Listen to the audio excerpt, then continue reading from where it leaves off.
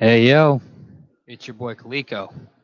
Can you hear me okay? If you can, say something in the chat so I know it's all working all right on that one. If you can hear me okay, now that I'm holding the mic, you definitely should be able to hear me all right. Thank you, Werewill, because I Mahata Ja take you. That's the name. That's a hell of a name. Appreciate the confirmation on the sound. Hey, Margaret, how you doing, sweetheart? Hi. I know it's been a long time since any of you have seen me. I haven't been posting any videos of me doing anything. I haven't done anything in cutting stones is part of the reason. One of the other reasons is I have been working my ass off at this new job making peanuts.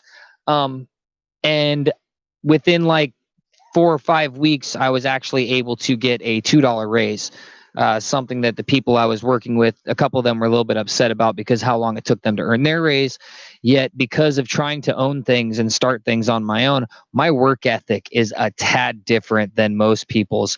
And being at the age I am now, and when I was younger and I used to work, I used to make my days really long by thinking about how hard they were. And now when I go to work, I just focus on the job, and as long as it stays busy, my day's over fast. I mean, it can feel like an hour or two, and I'll have worked 6 or 7 hours, and I'm looking up at the clock, and be like, "Oh, it's time to go home." Younger people don't get that whole mentality, and a lot of the people I'm working with are a tad younger than me, and I would say a good majority of them have never tried to start businesses, own businesses, keep businesses, or work for people that are extremely picky in business. So that definitely gives you an eye for detail. And part of the reason I earned what I earned.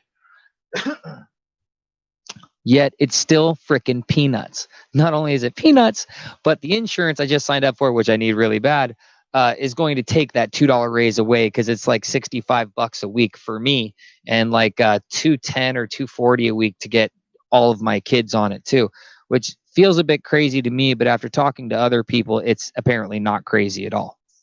So now I'm going to go back to the chat since I gave you guys a little update on what I've been doing this whole time. And I see that we have got Margaret, like I already said, is here. Where will Mahatai Ja take you in the room, which I'm not going to be saying that name anymore. I'm going to be calling him Where Will. Hopefully his name's Will or something. Cherie's here. What up, Cherie? Paul is here too. Paul Ninja asks, "Are these opals big money?" with a big smiley face. I wouldn't say big money, but they're Australian and they're not pitch black, which that's really where the big money is. But I have a semi-black in here. I have a really bright white crystal opal, and I also have a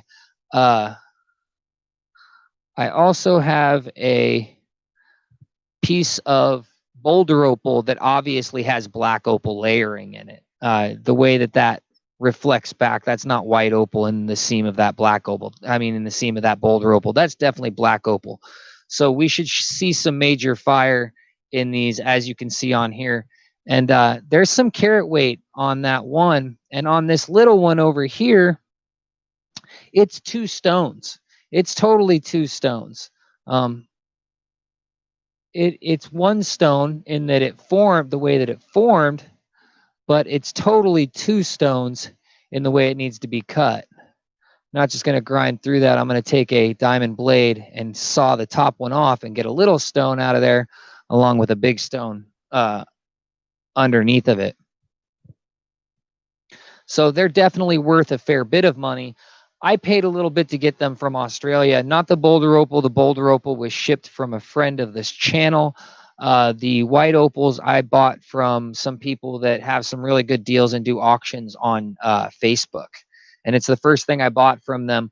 But so far, I'm pretty happy. I'm definitely sure even after I windowed them, I could sell them for more than I purchased them for. And once they're cut, I could definitely sell them for more than they're purchased for.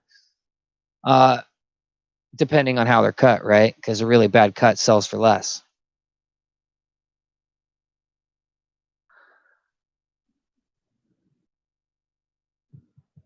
For critics in the room, D's here. Hey, D, how you doing? Anthony Bray, loud and clear. Everybody's telling me they could hear me, which I appreciate that. Catfish Hunters in the room. We got 10 people, and most of them are the family that's always here, or most of the time is here when I'm doing some sort of live stream. So thank you very much, community. Y'all are very awesome for showing up. You guys usually do, and I really appreciate it. I'm using a streaming software this time. I hope the visual that you guys get is good off of everything. I wanted to be able to switch from one camera to another. So I did it like this. And that way, this is the worst camera. The good camera's on the stones, but at least you can see my face when I'm talking to you. You know, that's a plus, right?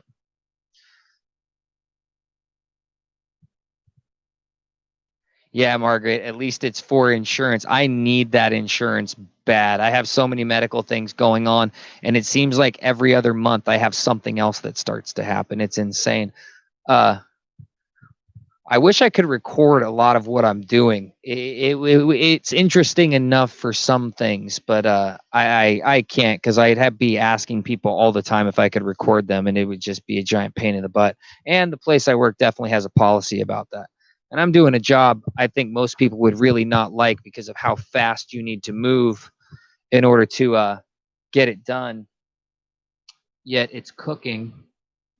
And I love it. I love the interaction with the people. I love the, I like the job, the speed of it. I like the interaction with both the employees and that I have the ability to interact with the customers. I really enjoy it.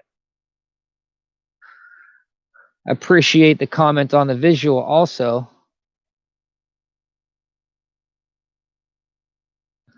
Well, thank you for watching all the rock videos, Will.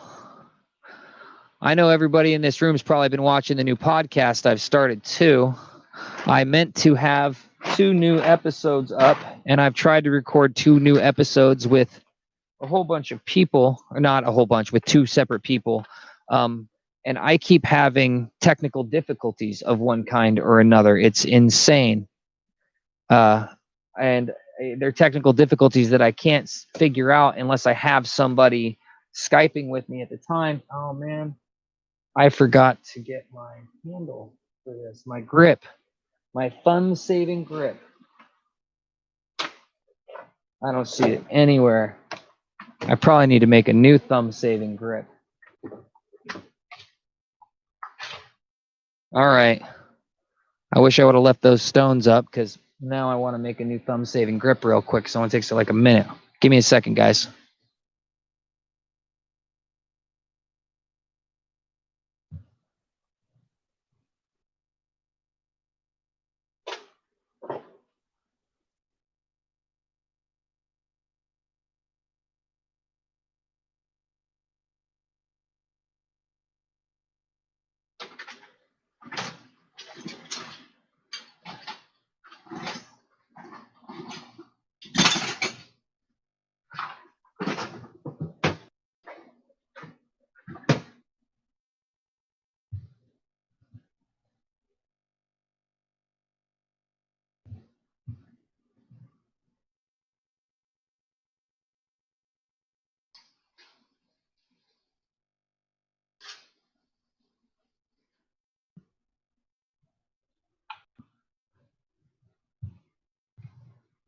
All right, I'm back.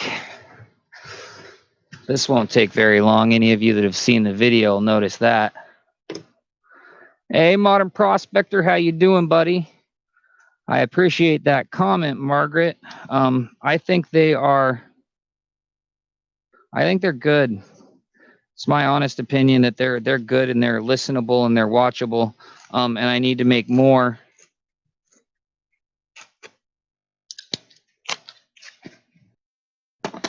Yet, like a lot of things I do, I'm having a problem producing as many of them as I would like to. But that's a whole survival thing, right? I have to move soon, and I'm going to have to make sure the new place I move to has internet and a space to do this kind of thing, or at least try to. And in the midst of everything going on, it's been difficult for me to deal with the technical issues that have come up between the pieces of software, because these things, I'm like a caveman. Once I figure it out and I got it. But until I absolutely figure it out, finding the solution to any problem makes me want to smash my computer with my fist and throw it out a window. I'm not that good at that.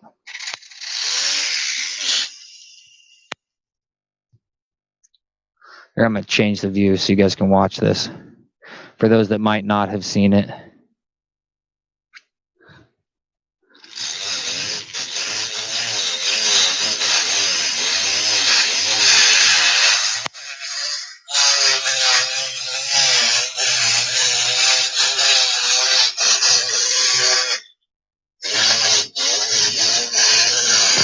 Going a little bit fast, but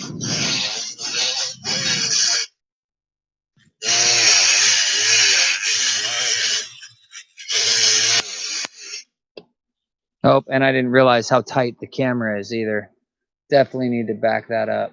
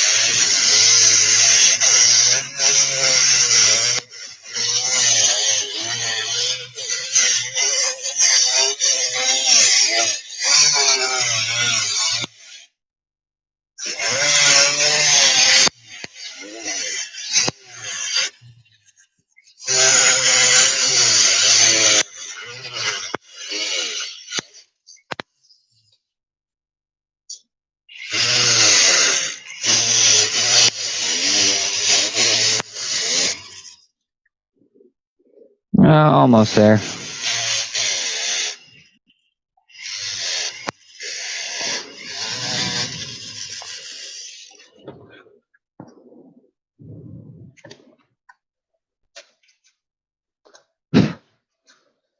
What a mess it makes, though, for real. Still too wide. Still too thick.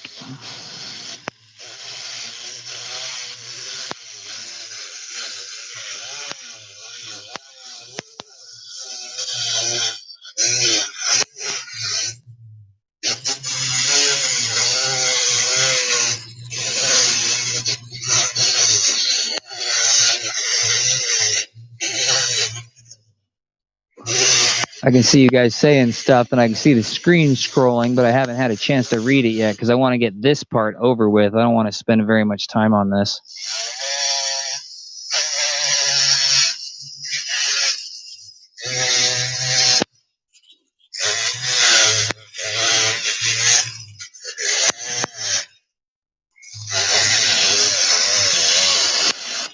Whoops.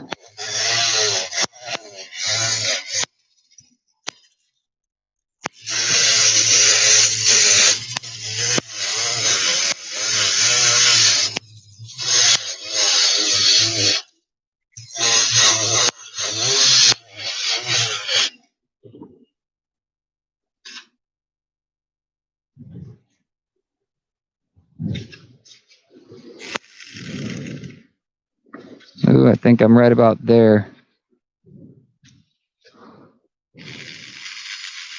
Yep, that's good. I can work with that. I'm going to sweep some of this blue crap out of the way real fast.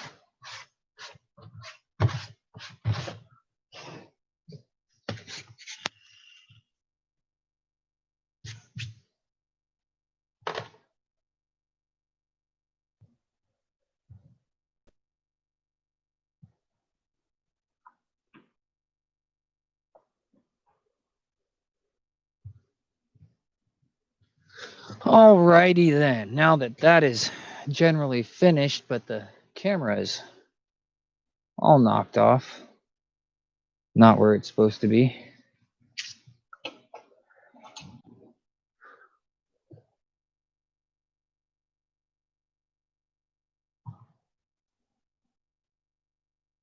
Don't do this thing.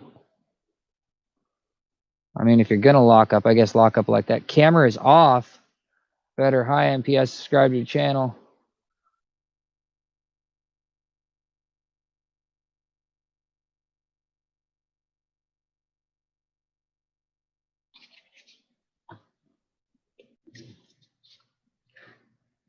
I assume everybody can still see me because I've seen you guys talking about that, but for some reason it's not letting me click on the app I'm using, so it won't let me switch to my face cam.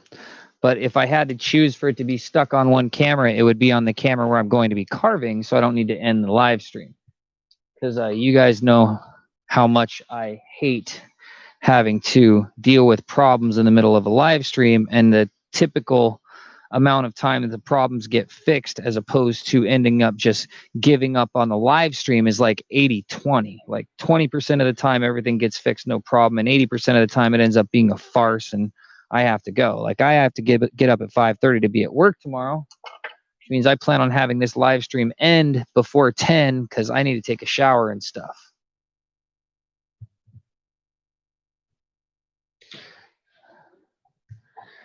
So I got my big cutter on here, and what I'm actually going to do is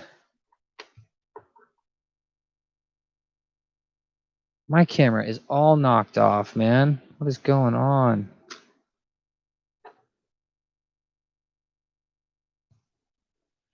I should have checked my drip. So anyways, I have this cutter on here, and what I'm going to do is not work on this stone right here that's boulder opal yet. I'm going to start off on this bright bad boy, which it's so bright it's messing with the camera. You can see it really good in my hands. If I take it out of my hands and give it like a white background, you can't see the color near as good, but this is really showing off. I got a great camera angle on it.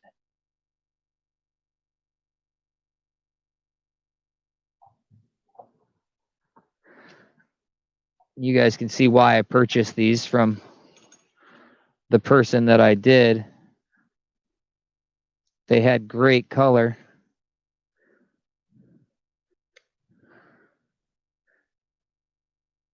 Oh, I didn't fill my water bucket. Man, I am off today. I tell you what.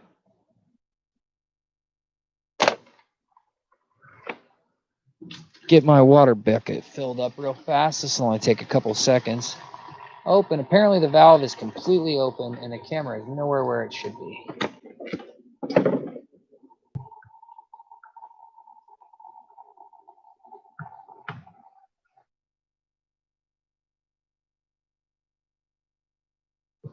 That or the water's nowhere where it should be.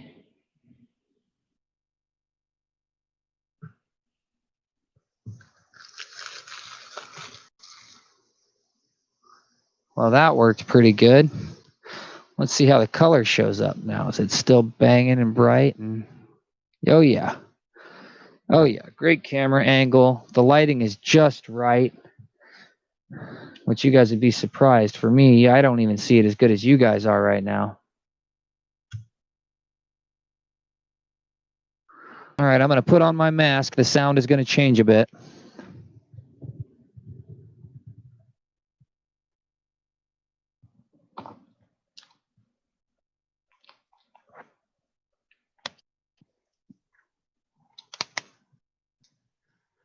Oh, I have missed doing this, and yet at the same time, for some reason, when I was getting all of my stuff together to set up the live stream, I was having major anxiety about doing a live stream. Not sure why, it didn't make a lot of sense, but I was having major anxiety about doing it. Like I was like talking myself out of it and stuff, which is just silly because everybody in my live streams is pretty awesome. I'm going to cut it using that line right there. It'd probably be a little bit easier if, I need more water going for this part. Number two, probably be a little easier if I would adopt it first because it's hard to hold on to.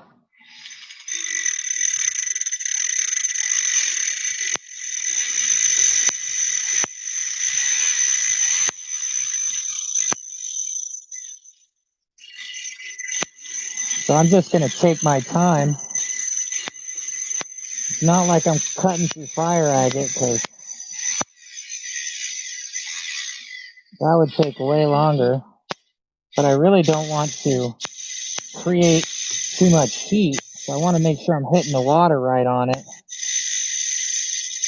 Because if I create too much heat, then I ruin both stones.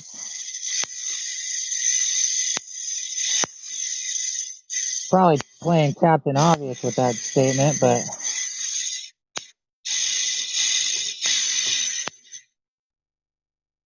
well, I'm almost there.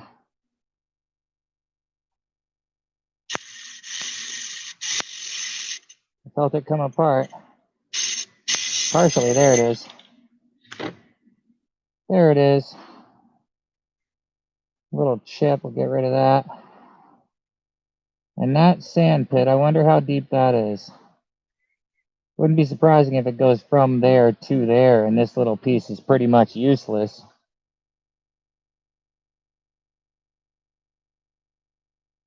Yet it gives us a really good idea of what's going on in the rest of the stone, doesn't it? Oh, that was mainly the blue part. But that green is banging. Boy, it's so great. And it lets us know exactly what I expected, that that's a whole stone by itself. Thank you, Modern Prospector, and he's right. Don't forget to like the stream. We got 4 thumbs up right now. Could use 17 since there's 17 people in the room. Try something a little bit dangerous and move my whole setup because it's not exactly lined up where I wanted it.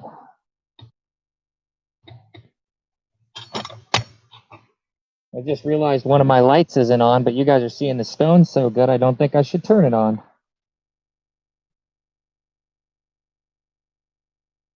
Well, that's cut, and we know what kind of amazing color's in that one now.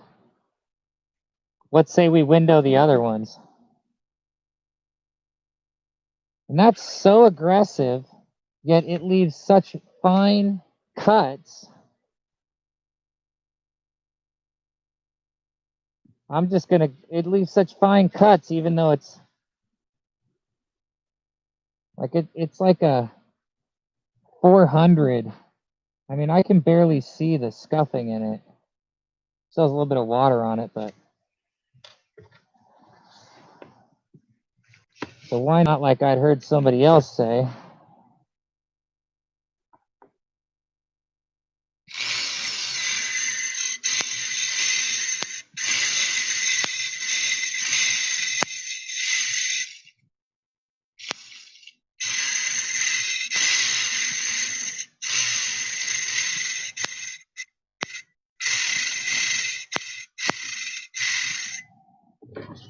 Yeah, that's not working the way I wanted it to. I'm done doing it like that. Now I'm going to put on a proper burr.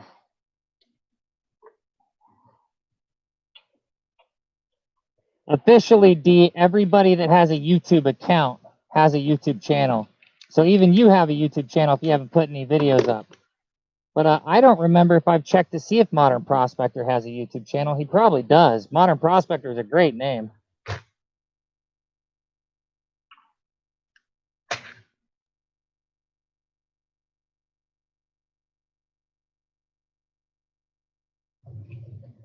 Now this is a 600. I should probably go to a 325, tell you the truth. But we'll start with a 600.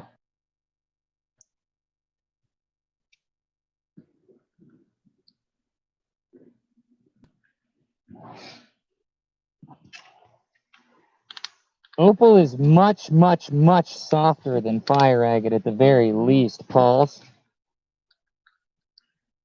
Fire agate is way harder than opal. Opal's like a 3 to a 5, I believe. And fire agate's like a 6.5 to a 7.5, I believe.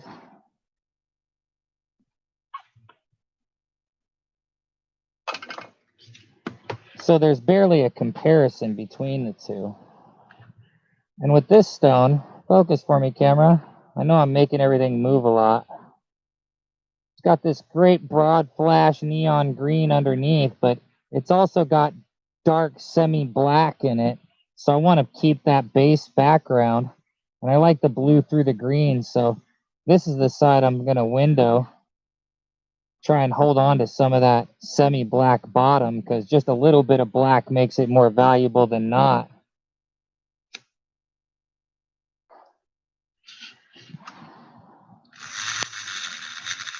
Yes, the simple answer is opals are much easier to cut on like the hardness scale, not necessarily on the don't screw it up scale, because if you transfer too much heat, you'll ruin an opal. But you can transfer a ton of heat to fire agate and have no problem with it, because they're similar but not near the same. Opal's like glass and fire agate is agate. Agate beats glass every time in hardness. Just throw a rock through a window and find out. I'm just kidding.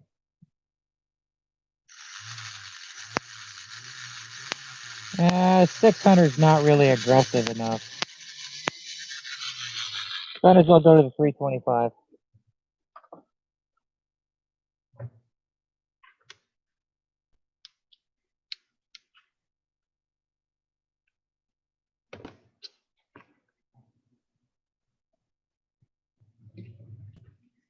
No, I don't think it's the drip tip. I think it's the blue floaties in the water. I think I need to dump my water real fast. I think they're screwing it up because it's giving it something to focus on beyond me.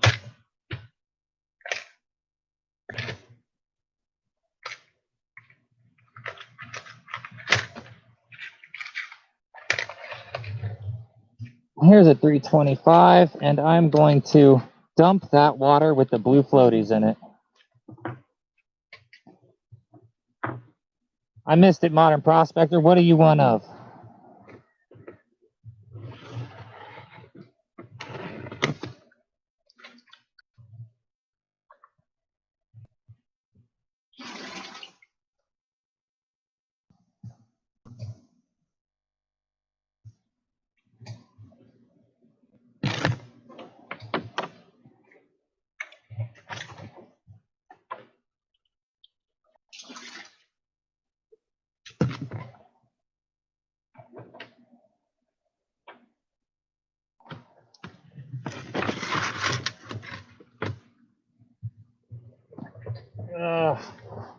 Now that my camera shot's all screwy again.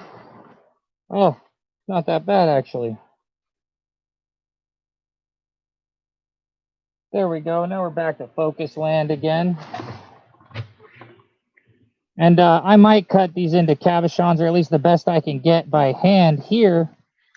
Depends on how much time we have. I might also just basically window them and get them roughed into shape and polished as much as possible, because I only have so much time tonight.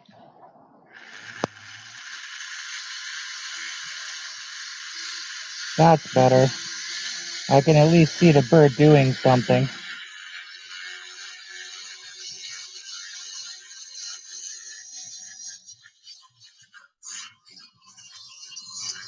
I'm trying not to use very much pressure at all either. I want the burr to do the work and not the pressure, because the burr creates enough friction and heat as it is, but the pressure will make it dramatically worse.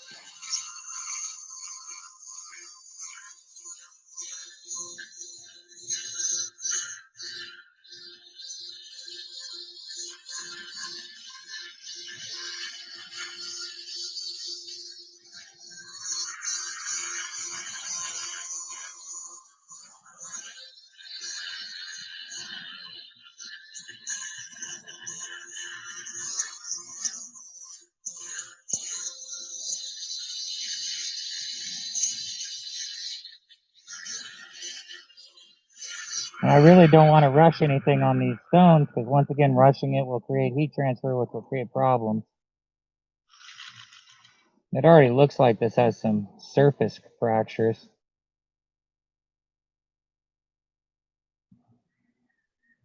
Already looks like we have a little bit of crazing going on. Hopefully not, but at the same time, didn't notice this in the sail, but you see that? That's a strike mark. That's like a mark where it got hit and chipped, so it's very possible that there's more breakage in it, which we don't want that. Where are you at that you're going to be having a storm, Margaret?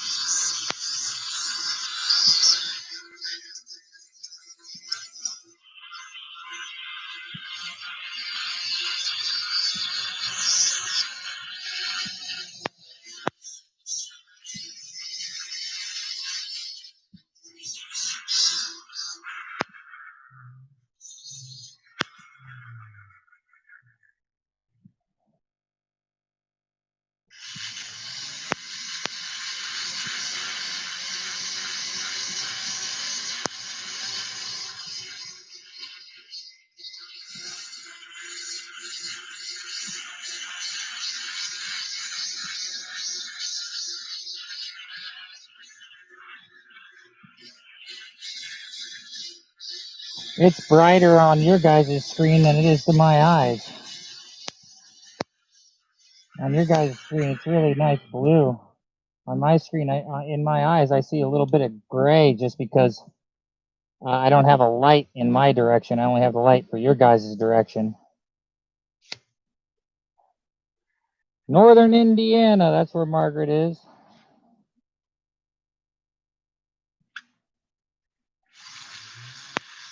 Yeah, it's been pretty nice this last week over here in Florida, especially for summer, where I'm at in Florida. I've been walking to work every morning at like 5:30, more like 5:45. I leave for work and I walk there, and it's like 2 miles. And just before a week ago, man, I was sweating my butt off when I got to work. And then recently, it's been like northwestern weather. It's been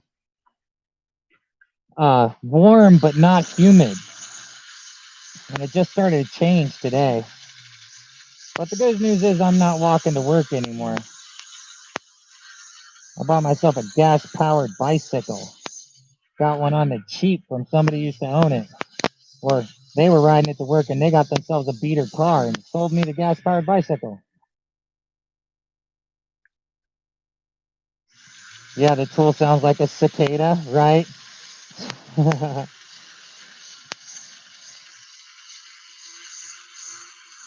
Anybody doesn't know, it's an insect. At night, they make lots of noises, make it impossible to sleep in some places until you get used to them because there's so many and they're so loud.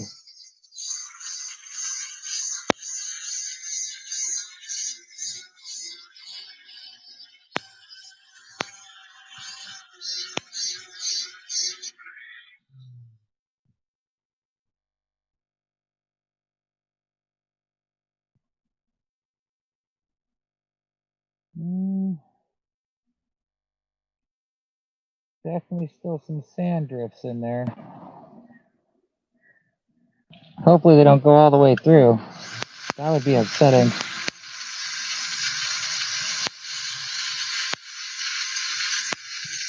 Now I'm not even thinking they're fractured or even crazing.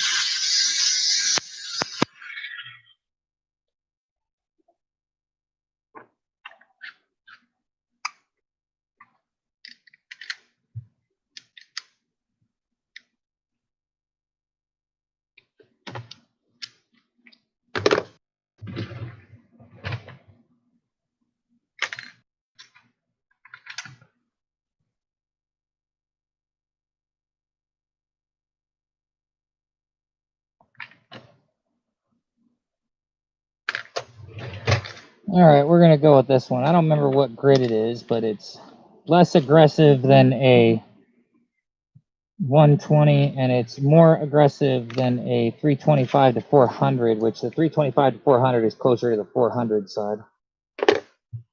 Just like the 600 to 800 is more like a 700 than a 600.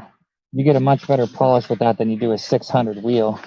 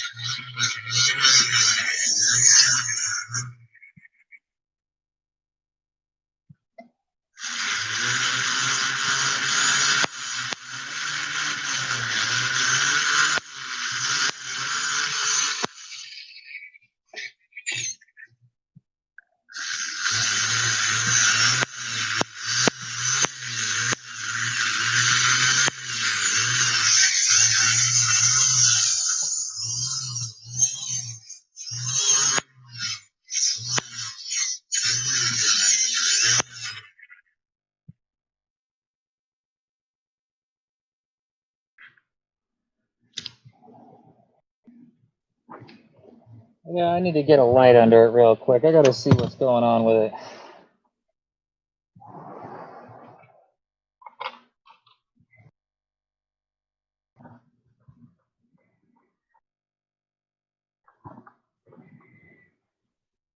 Definitely that looks like a split right in front of my finger.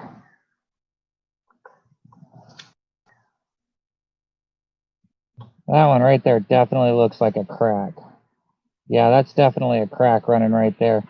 And I think it runs the whole length of the stone. That's really sad, actually. That's definitely a crack. I can see the way the light's reflecting off of it.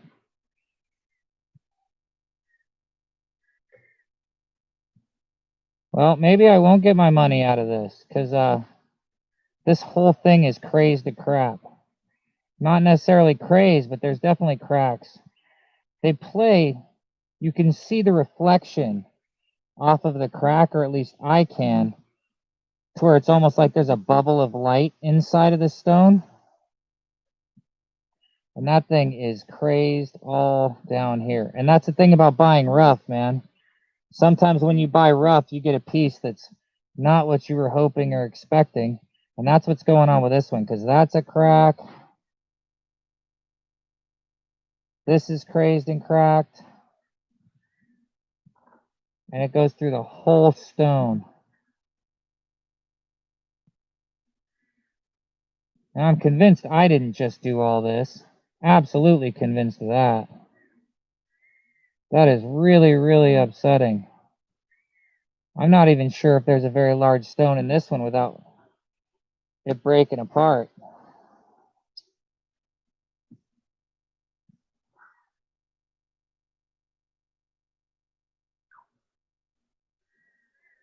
Now these here, wondering if it's just too bright to show you what I'm talking about. Now those spider webs right over here, that's not cracked, that's sand.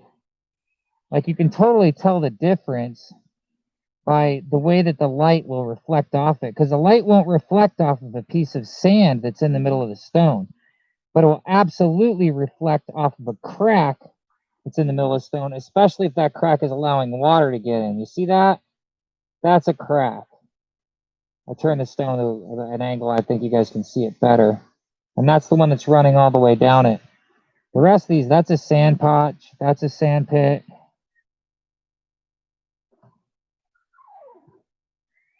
But that's not good, that's bad. Rather disappointing and upsetting, to tell you the truth. I don't have the money to put into investment I can't get my money back out of.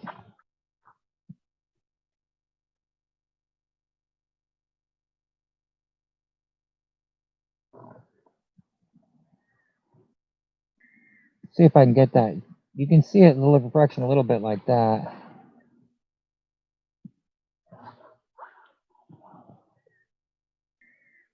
Yep, the cracks you can get a reflection off of. The pits you cannot when you're shining a light through it. Who knows if there's even a stone in this? Man, it's rather upsetting. That's very, very upsetting.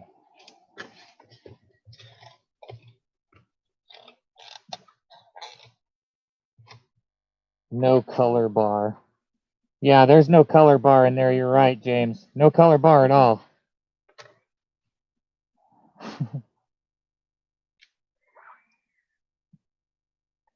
Now, this one, I just cut this. It had the biggest potential for craze factor because of the wheel I just cut it with, yet I can't see any cracks in there. Just the sand that's on the bottom.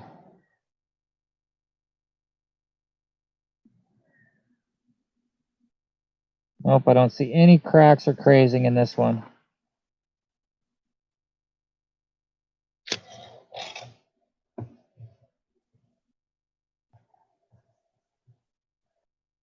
Well, that first one's hell of upsetting, that's for sure. So we windowed this one. We found out this one has cracks and crazing in it. Should really be cut on a wheel, I think.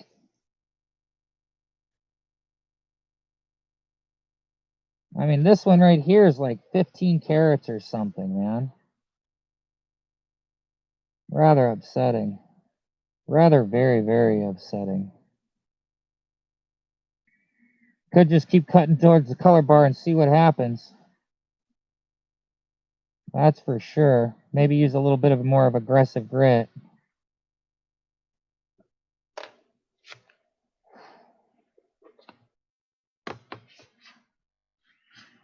Well, now we got this boulder opal that has black opal in it. Can go ahead and top this and see what's in that.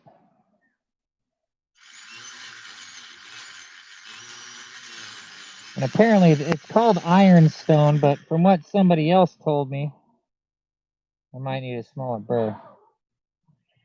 From what somebody else told me, you can really feel the change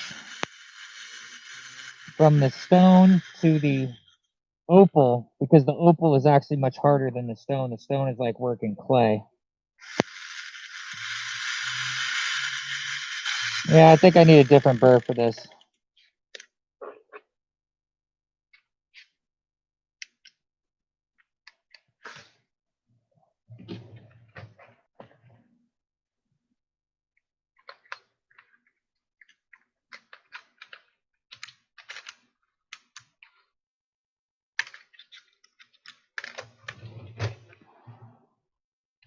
Going back to a 325-400.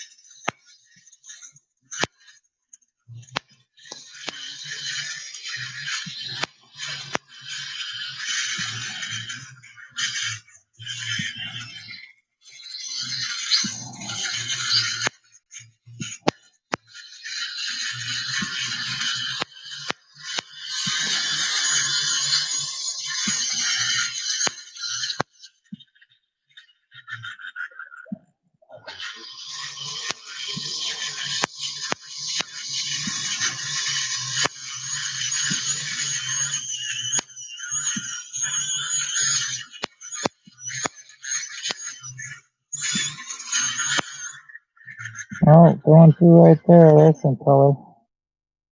That edge.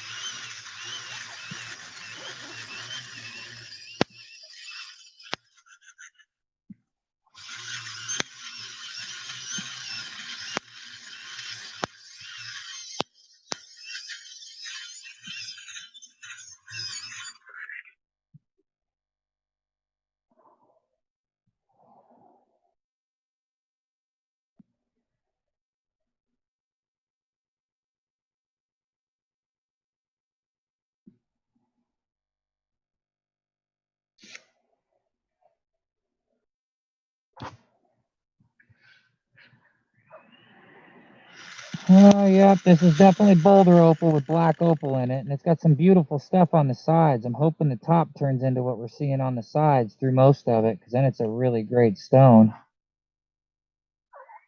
We're about to find out. I really thought this was going to be the weakest thing I messed with tonight. I didn't expect the big stone to be that messed up. I knew it had a strike point on it, but I didn't expect that meant that it broke everything inside. And it's possible it didn't. Like, it's possible that I'm being over dramatic, and if I just cut it, it won't look like that. Yeah, with the way the stone's turning out, and I thought it was just going to be basically clean it up to window it, thinking I might just want to cut it on wheels.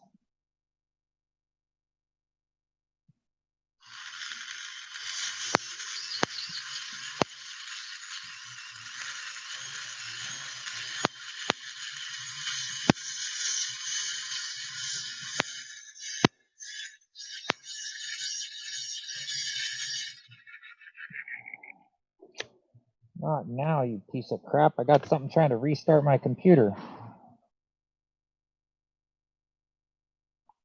No, stupid app. I'm live streaming right now. I do not want to restart.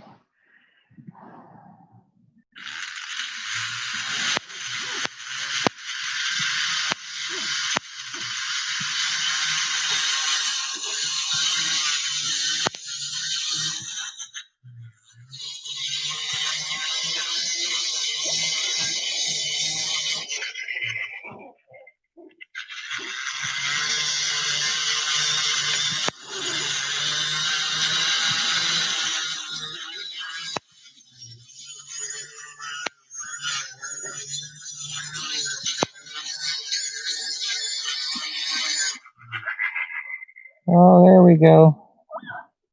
Starting to get through to the color.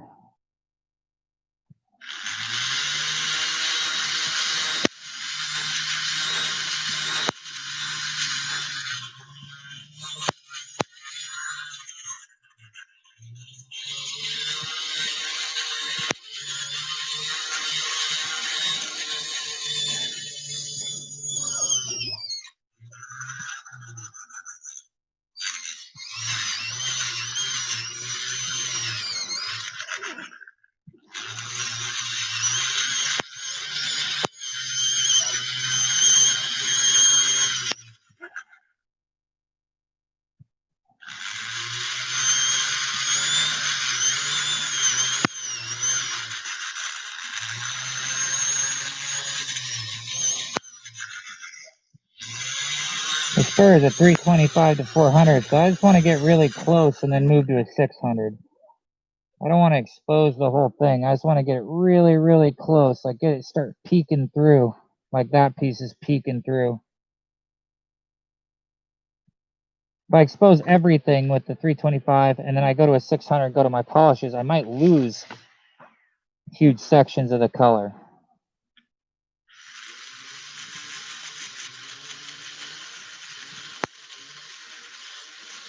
And the black opal in this seam is so bright. I don't want to lose any of it, that's for sure.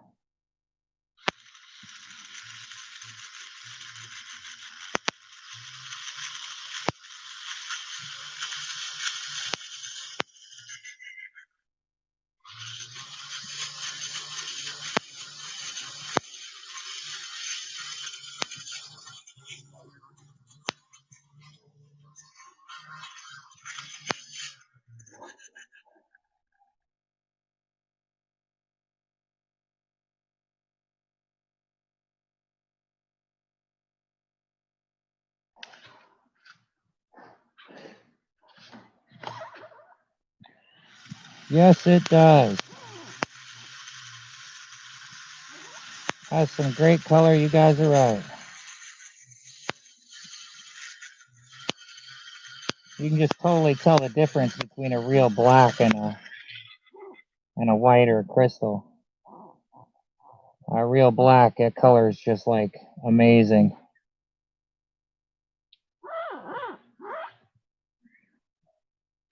And I'm surprised I got the lighting so good, where you guys can see it so great.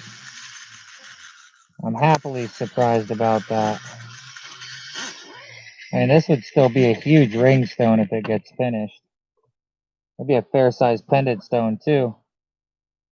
Hi, Christy York. How you doing?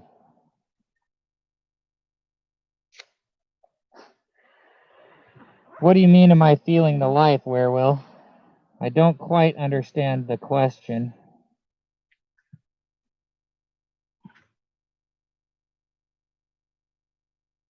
Maybe I was putting too much pressure right there, because now I see a split right there. But maybe that's just the line that the opals seep through.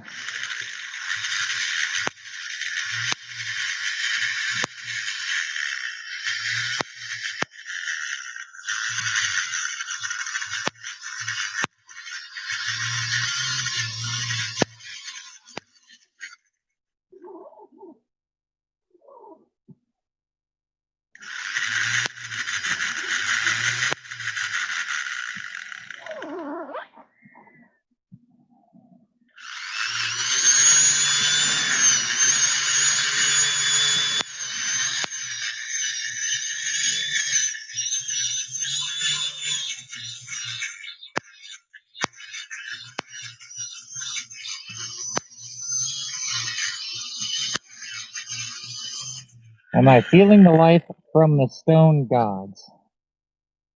I really don't know, my man. I'm honestly, in my life, feeling the whole 1 step forward, 3 steps back feels constant to me.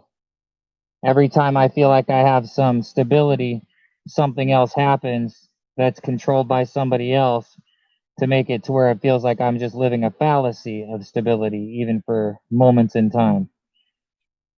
So I don't know about the stone gods.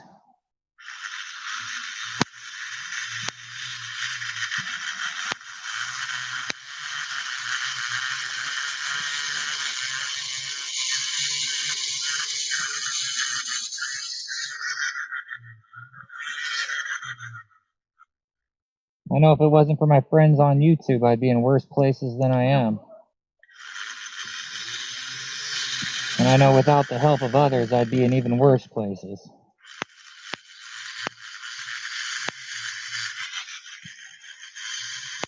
So I don't know about the stone gods. I haven't met them yet.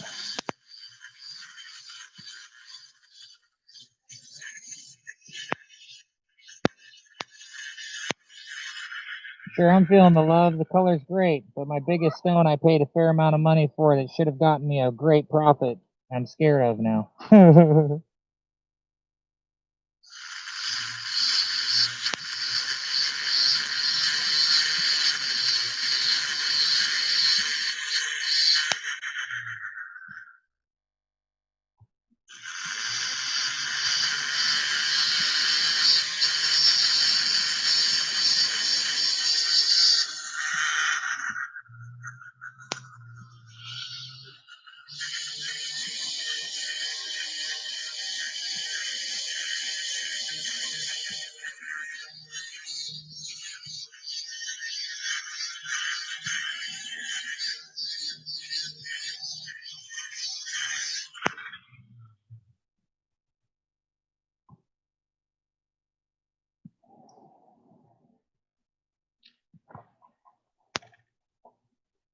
Christy York and Boulder Opal, if you grind away the matrix, aren't you grinding away what is stabilizing the opal shard, or are you grinding away just soft sand mud, not the ironstone? The ironstone is not very irony, and it still has this giant backing here in order to make a stone out of. So if I grind away all the stuff on top, it's still going to be connected to all the stuff on bottom.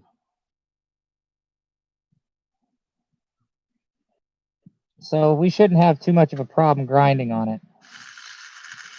Whether grinding with a hand tool like this one or grinding with a wheel with diamonds embedded in it, you're still removing the stone around the opal.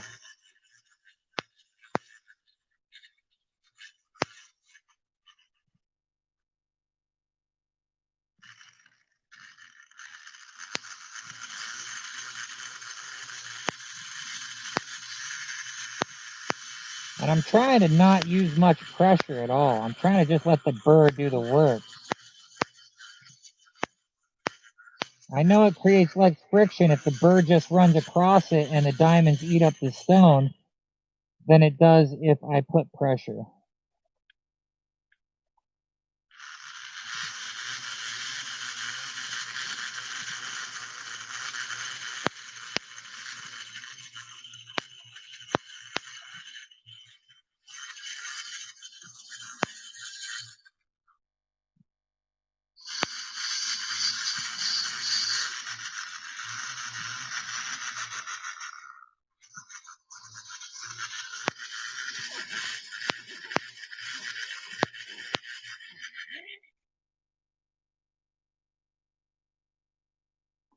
It just looks like mud once the diamond tip starts breaking it down. It's not really mud at all, it's stone.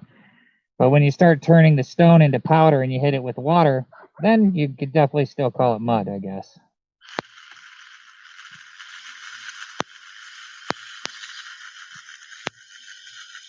You'd be surprised the stones you pick up that in your mind is hard as a rock, as the saying goes. And then you go and hit it with a diamond tip and it just feels soft to you when you're using that tool on it.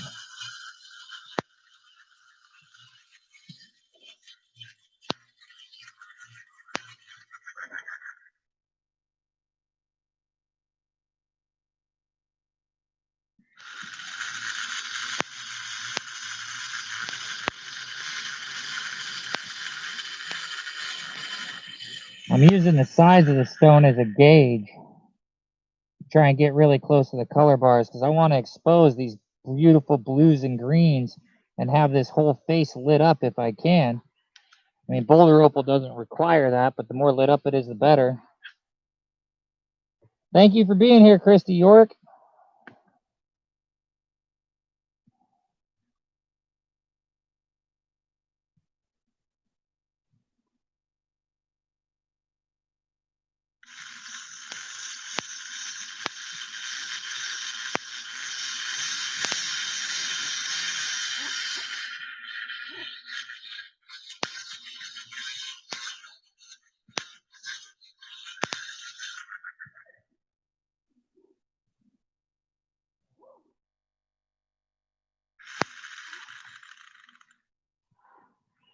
Definitely starting to peek through.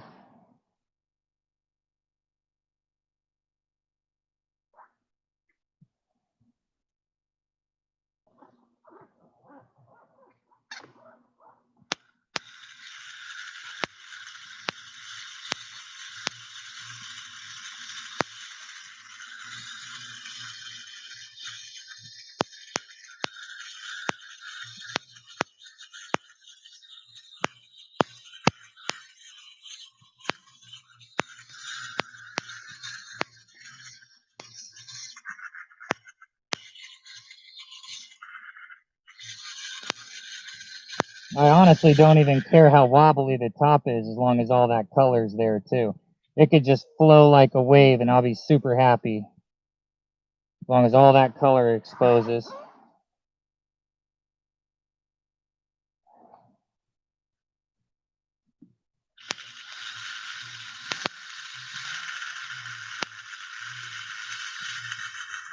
I think I'm getting close to switching my burr.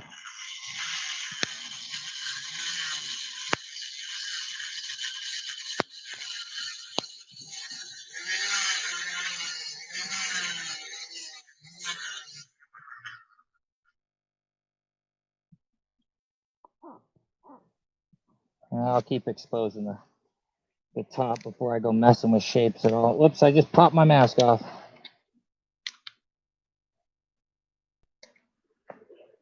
"21 people in the room. Thank you for being here, 21 people. As some of my friends said earlier, don't forget to hit that like button, even if it's only because you like the way the stone looks, because it sure does help me out. And also, don't forget to check out Talking Rocks podcast on Podbean and on my YouTube channel, Talking Rocks. Long conversations with people that dig, cut, and make jewelry out of this stuff right here. And I have 3 up there right now.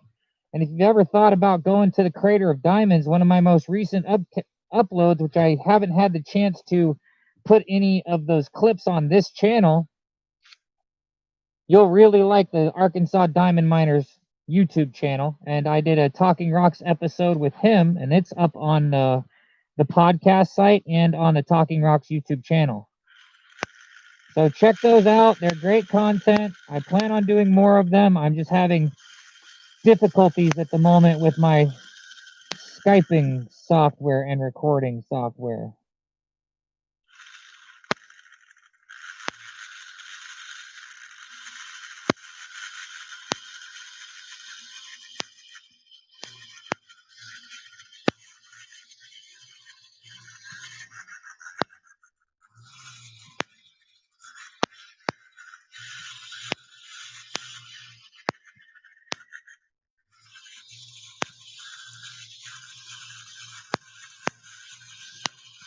The way Justin does it on Black Opals Direct is way easier than this, just to be clear. Hand carving this stuff, you can expose colors in longer swoops and sections because it doesn't all have to be, you know, the dome or flat that you get when you're using proper cabbing wheels for lapidary. Yet this is way more time consuming. If Justin from Black Opals Direct had this stone, this whole top would already be colored out and he'd be shaping the body and stuff just really fast compared to this. And at the same time, I'm not as good at this as he is at that. So there's also that thing.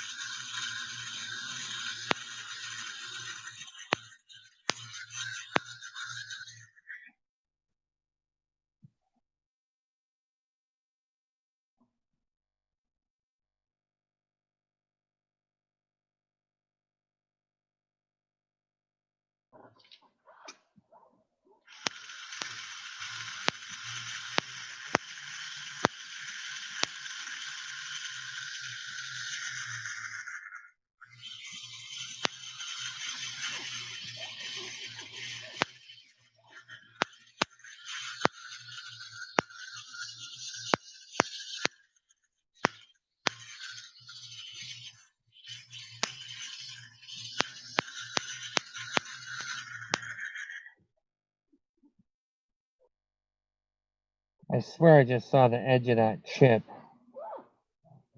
Yet it doesn't feel like it.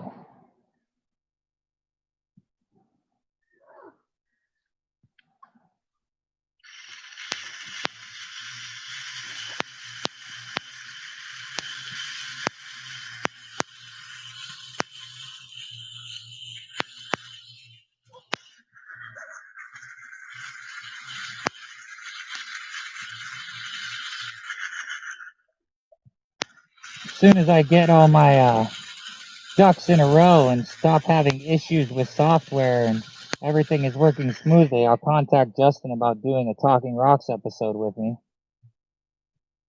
He might not. I've had more than a few people I've contacted that have just never responded.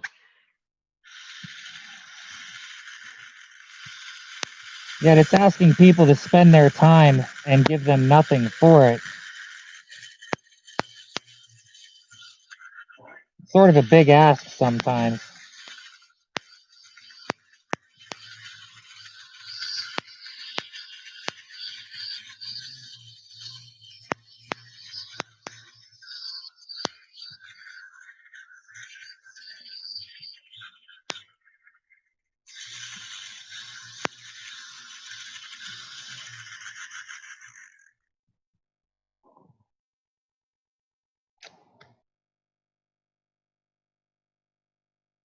I thought I saw another chip happen on that, but now after I got it wet, I definitely don't see a chip there.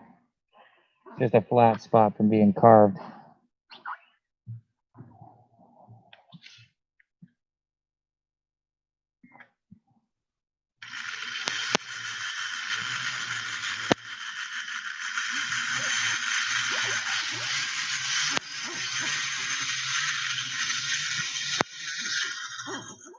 think I'm about close to going to a 600.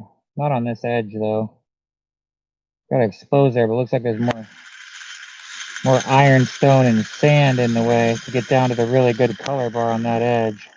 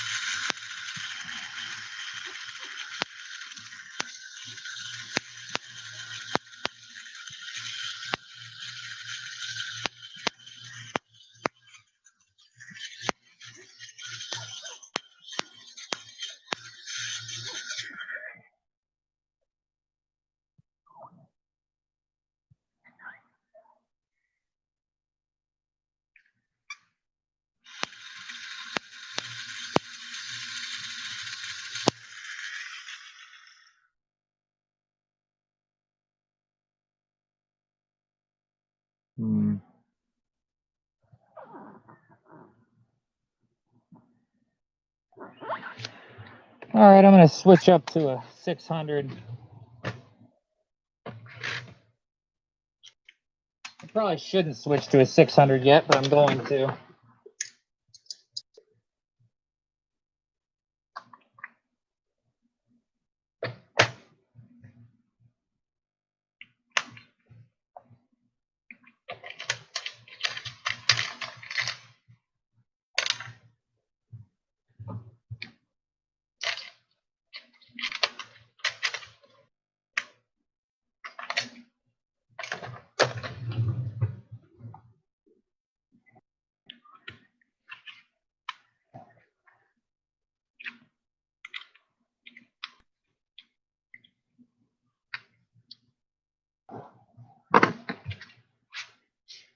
"15 thumbs up. Thank you, everybody, for hitting the thumbs up button.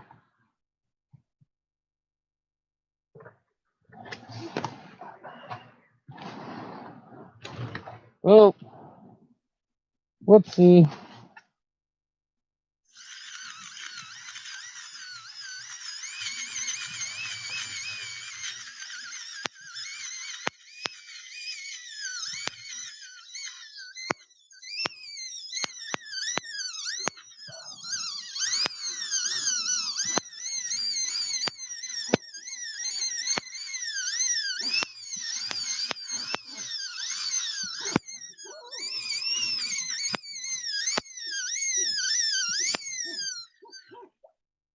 Focus for me, camera. Come on.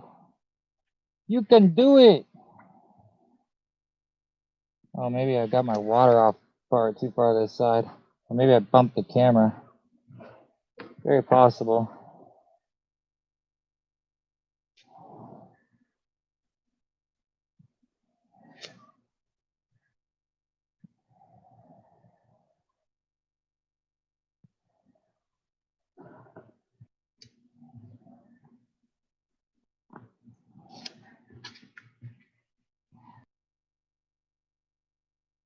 Yeah, the ironstone will definitely take a polish differently than the opal. Some of them you see take a polish really well, and then some pieces of ironstone will look dull in between the opal.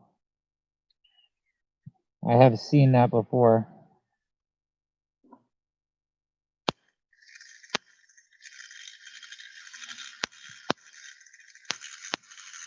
I'm really happy this piece is such a pitch black.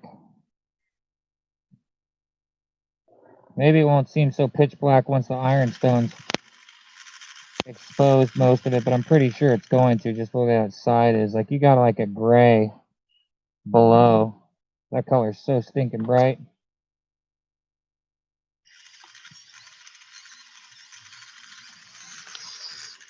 Got about 45 minutes left in this stream for me to do what I need to do to be on work on time tomorrow. I really need to finish exposing the rest of this before that happens.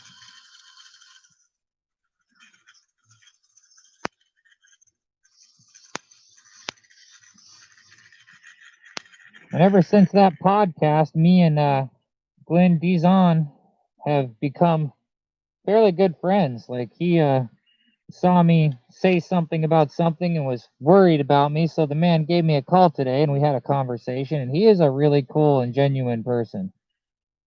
He's pretty awesome. I really like him. I'm glad I called him and talked him into doing the podcast. And I mean, anybody that likes Fire Agate, like, really liked that podcast. I've already watched it one whole time, even after editing it, and I haven't done that with anything else. I had a great chat with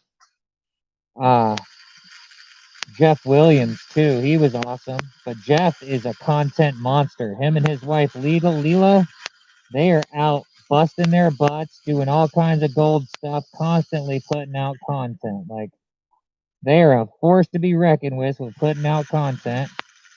They're going to be huge. They're already big, but they're going to be huge.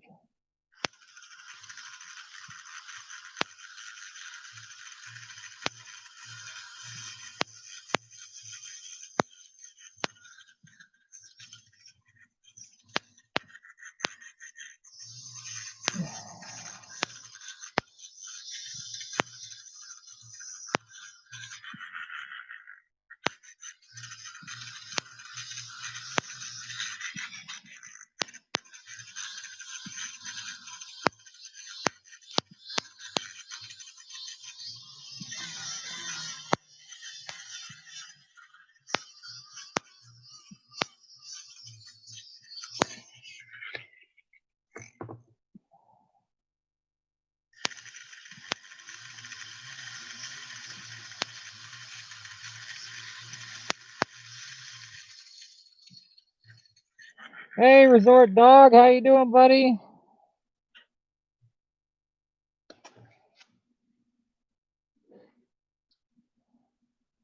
Hey, Ryan, how you doing, my man? Ryan, I believe you provided this stone I'm working on right now. I'm really, really sure you provided this stone.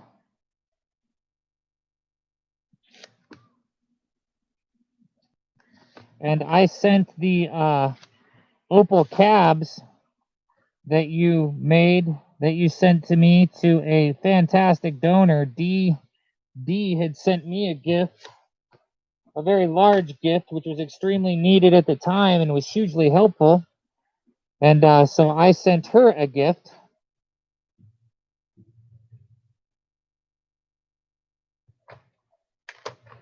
Of the best opal cabs that you had sent me.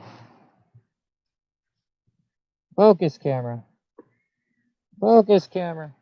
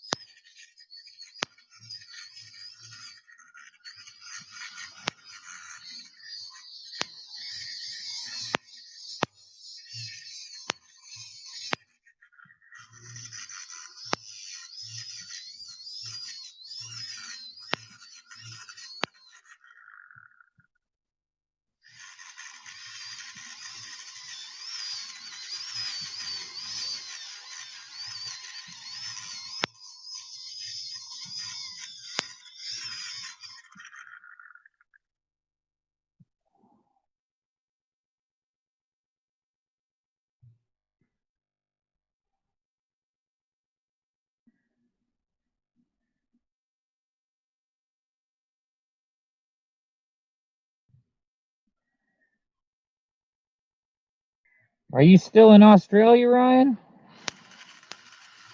Did you ever end up making it to Canada like the plan, or did COVID totally shut that down?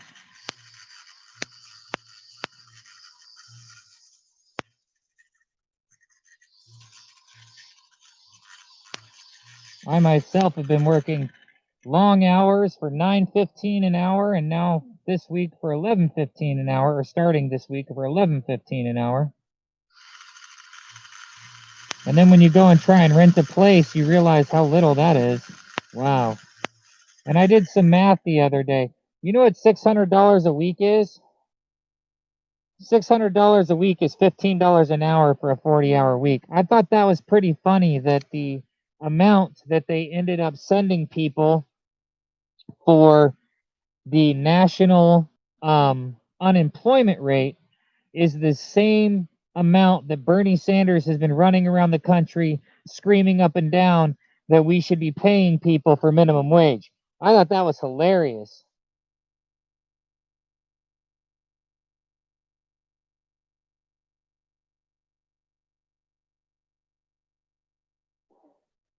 What do you mean spit money? What are you saying?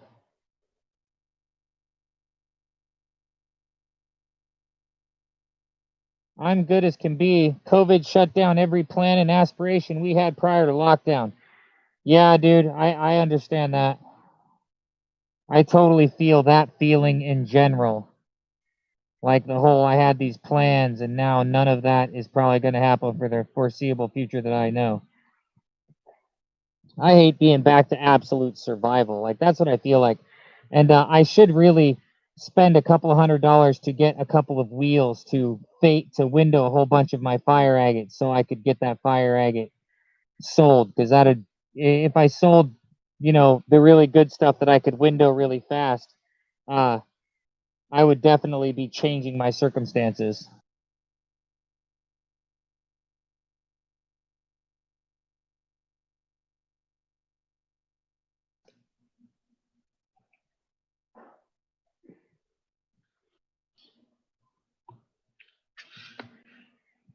You lost the camera on your cell phone again, Resort Dog?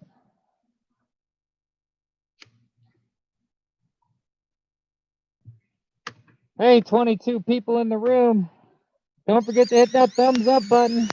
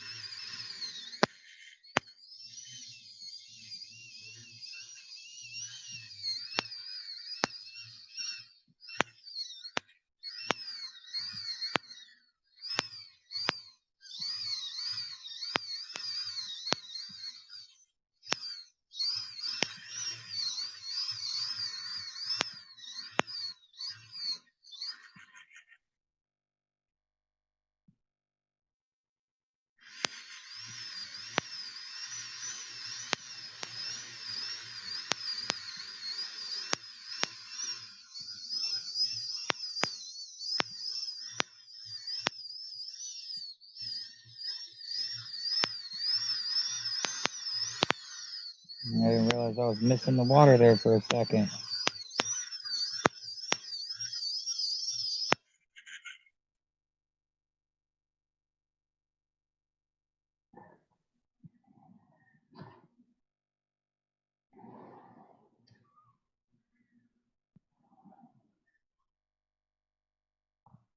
Thank you, Ryan. Hey, I need to go back through our emails, buddy. Or if you could, send me another email with that gentleman out of Lightning Ridge that was on the TV shows that I should interview. Any contact information you have for him. I know we have that in an email somewhere, yet I'm horrible with emails on my phone, and once they're buried, it's impossible for me to find them because I basically never delete emails on my phone because it's not easy for some reason.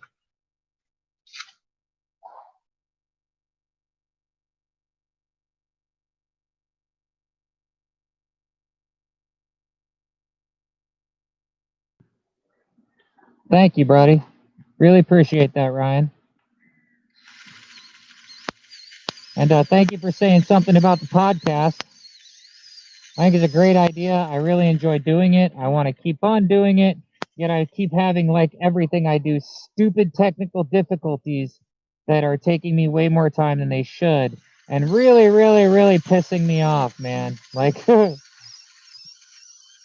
I've been trying to record a podcast with Lapidary Dave so many times, and I've had so many things stop me, from personal issues to me having a bunch of drama going on and not being in the headspace to be on video and be interviewing anybody, to getting him and being ready to do the interview, and then starting the interview and the recording not getting any of his audio. So I'm talking, yet you can see his lips moving and you can't hear anything he's saying. And that's the problem I'm having right now. So me and Lapidary Dave that day just had a really nice 1 hour long conversation that's absolutely useless to record. But he's eager to do it again.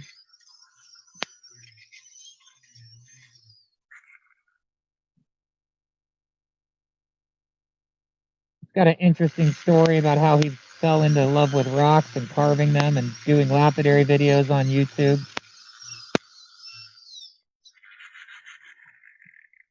But I'm not going to ruin any of that. I'll let you guys listen to the podcast when we get it done. Because even if it takes me forever, I'm not giving up. Stubborn as hell.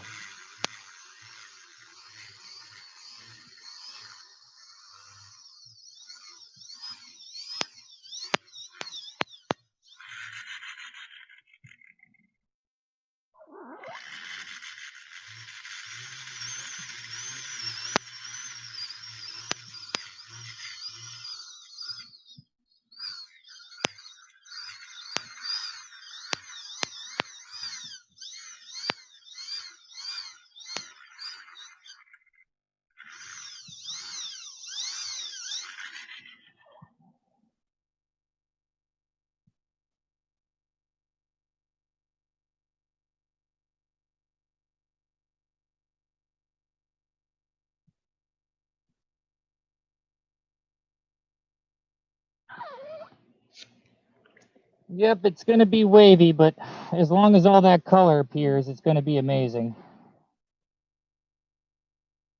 Big stone, that's for sure. It looks like I have rust all over me.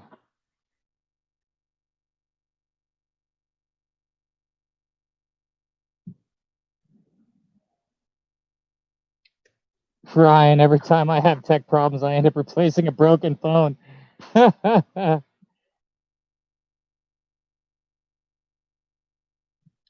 Well, you were part of the idea that gave me the. You're part of the reason I got the idea to do a podcast, Ryan. Besides the fact I really love listening to Joe Rogan podcasts,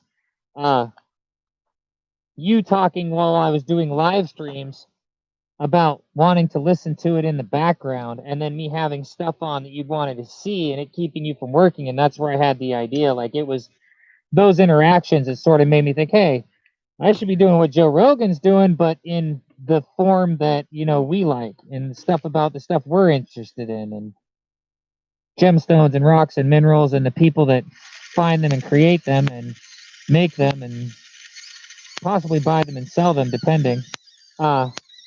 Actually, speaking of that, I just thought of something. Who saw the news that Forrest Finn's treasure was found? Everybody see that? Everybody know who Forrest Finn is and know about his treasure?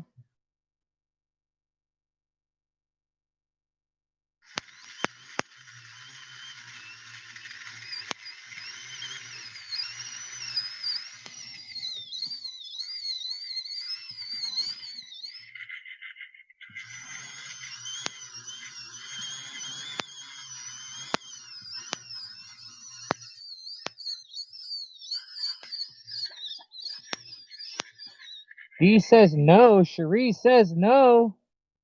Ryan says no. Oh my God, you guys don't know about Forrest Fenn and his treasure, really?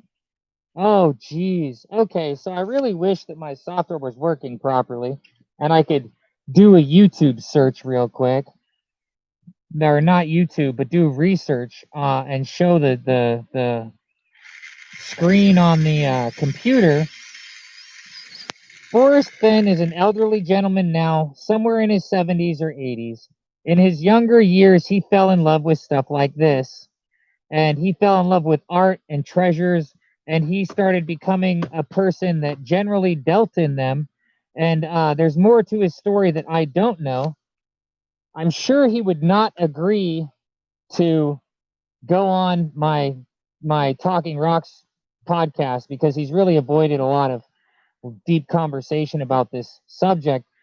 Yet he had amassed a fair fortune and an amazing collection of gold, bullion, bars, rubies, emeralds, um, pieces of art, and basically he decided to take somewhere between $1 and $3 million worth of gold and treasures and cut stones and put them in a treasure box, which itself is an antique and an amazing piece of art, and then hide it somewhere in New Mexico, Arizona, and Colorado. No, there's another state. Maybe it is Colorado. Yeah, I think it's Colorado, Arizona, and New Mexico, and it's somewhere in those three states. And then he wrote a book detailing parts of his life and telling stories about his life. And in that book, he had a poem that was the hint to find his treasure that he had hidden. And this was about 7 or 8 years ago. I bought the book. I bought 2 copies. I bought 1 copy for me and I bought 1 copy for my son. And we dreamed about going and trying to find his treasure and figuring out his poem. And there's all kinds of YouTube channels devoted to Forrest Fenn's treasure, to finding it. And there's 3 or 4 different YouTube channels that are swearing Forrest Fenn is a liar and there is no treasure. And he did it just so he could sell his book and that people would read his life story in his book and give him money for that. And then last week or maybe 2 weeks ago, Forrest Fenn let news channels know that a person had actually tracked down his treasure between his 2 books that he ended up publishing, and they had found it and sent him a picture of it found. It's pretty amazing. I have seen the picture. There is a YouTube video up that was posted about a month ago of a guy saying he had found Forrest Fenn's treasure. But then I didn't watch the whole video. In the beginning of the video, he talks about how the real treasure was going out and discovering nature again, which, you know, we all understand that bit of treasure, but that's not the treasure I wanted to see. And then I didn't even believe that this was the guy that found it. But he did go into detail his story about his adventures and where he thought it was, and he might be the guy that found the treasure. At the same time, Forrest Fenn says the guy that really found the treasure wants to stay anonymous, but wanted to let Forrest know that he had found it. Amazing true story. I always believed that treasure was out there. Forrest Fenn does not strike me, even though I've never met him and I've only seen his conversations he's had with reporters and stuff like that. He did not strike me as the kind of person to be putting out a fake treasure hunt to get fame. That's not what he seemed like to me. He seemed like a guy that had lived an amazing life that could do something that he knew he would have loved to have been able to do in his younger years if somebody would have hidden a treasure like this for him or for anybody to go out and find. So Forrest Fenn, I believe it's Fenn like Margaret has spelled it.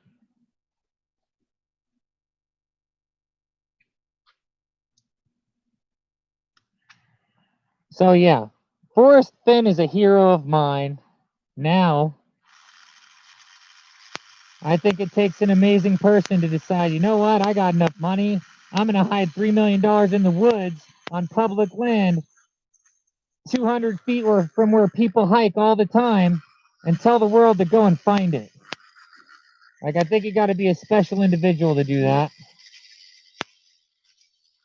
A really cool individual, that's for sure.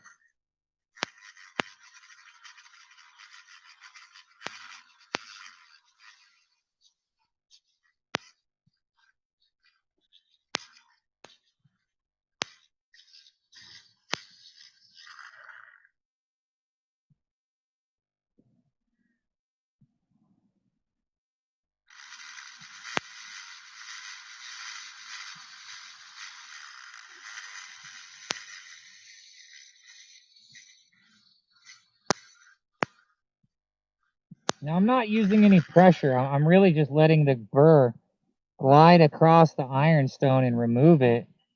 Yet I'm constantly scared I'm going to craze it because of the one stone that we had already that has crazing all through it. I'm absolutely convinced that's not for me. I'm convinced that that stone was hit with a hammer, and that's why it's like that. Because it has a strike mark on it. Right in the black side, the semi-black side.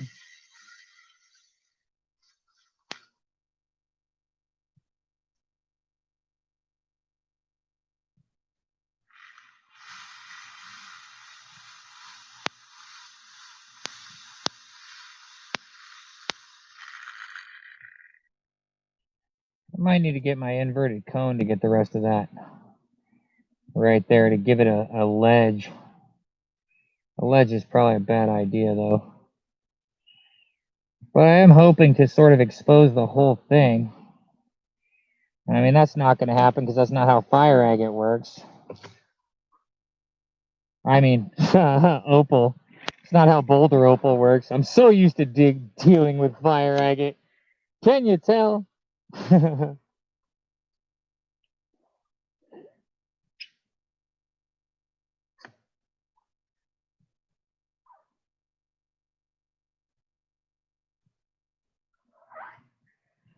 Explain, Ryan, a little bit better, please. I talk so much, I'm not sure if you're talking about what I was saying or something else.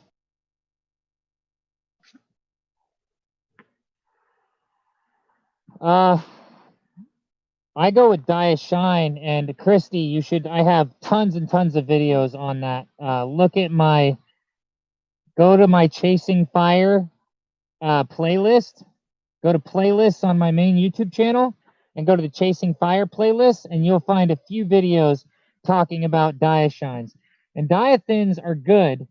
I really like the pastes much better than the Diathin. So my only issue with Diathins is they're a tad bit more expensive than Nova Points, but they are much more aggressive and they work fantastically.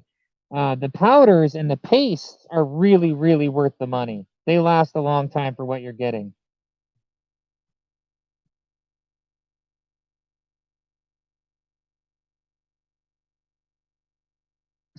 Are you saying that sometimes boulder opal is not stable, Ryan? Is that what you're saying?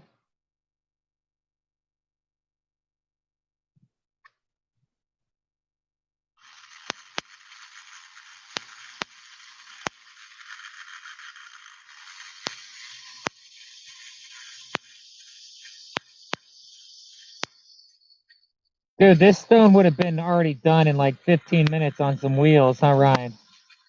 I'm all babying it with these, trying to expose as much color as possible instead of just letting the pattern emerge from a flat or a dome-shaped stone. But man, the colors in this one, they're so stinking bright. I mean, in all honesty, the colors in all of these I have right here are so stinking bright.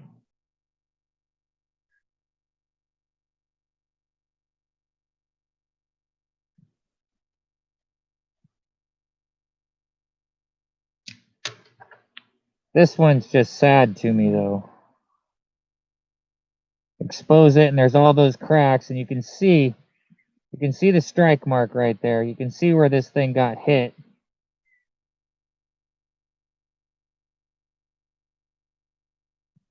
Totally got hit right there. Not that that means anything, but once I cleaned all the bentonite clay off of it, definitely has cracks in it. That's really too bad. Really, really too bad. I would like to be able to get my $100 back out of the stone. We'll see what happens.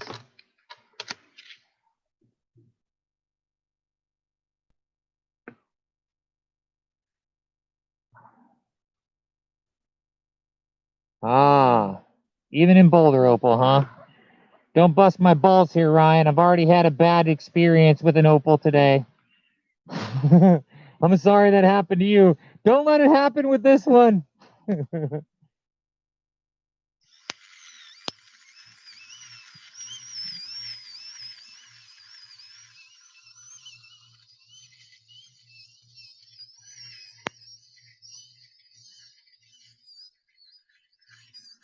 Buying rough is a gamble, man, and I thought that rough was fully worth $100, and now I'm wondering.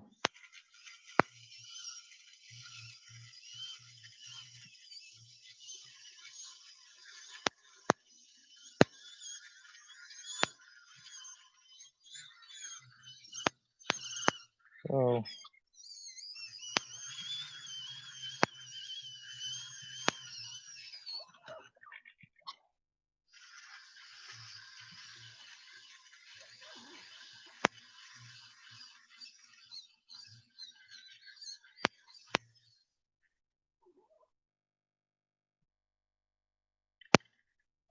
thanks, Ryan. You're awesome, buddy. Yeah, it's definitely better than poker machines. You're right. I mean, if I put $100 in a poker machine, I wouldn't even have this stone. I just would have lost the $100. I have hit jackpots on poker machines before, but like for $1,500, $2,000, I've never hit like a progressive or anything. And I didn't mean poker machines. I meant slot machines. I thought those things were a joke. And then my wife got me into them, and we wasted tons of money and won a few jackpots here and there, but nothing that probably ever paid for all the money we lost. Which is exactly how they want to work, exactly how the casino wants that to work. That's the whole thought process right there. Let them win enough to think they can win it all, and then take enough to make you happy.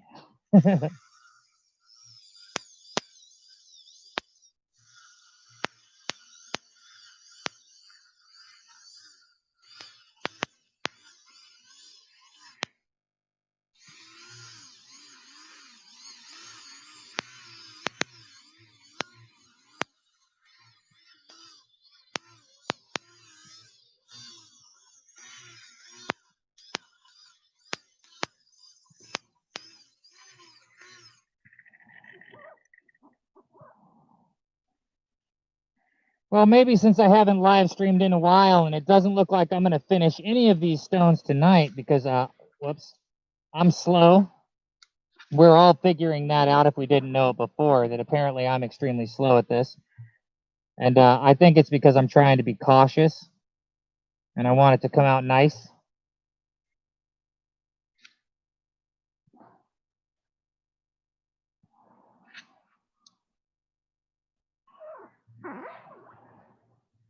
Ryan, every pub and bar in Australia has machines. Oh, gambling machines.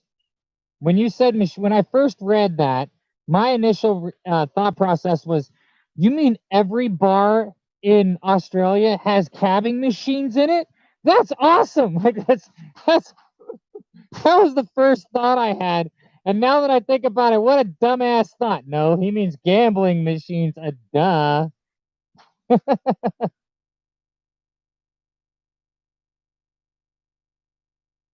Well, that's a good thought process, Ryan. Took millions of years to form. No need for impatience. That's really very frickin' valid and very true. Very good thing to say.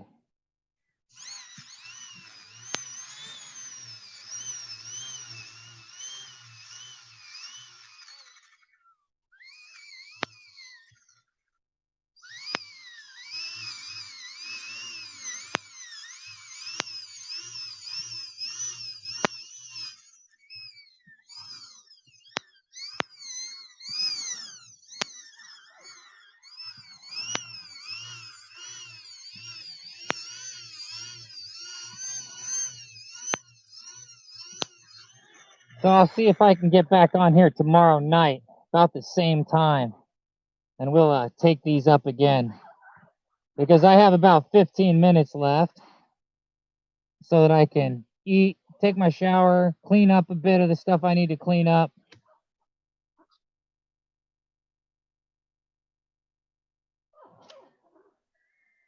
I mean, I definitely exposed more than nothing, right? It's not nothing. That's for sure.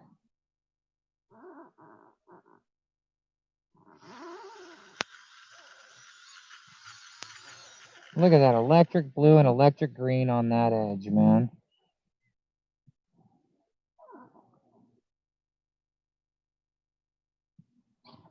Color's so great.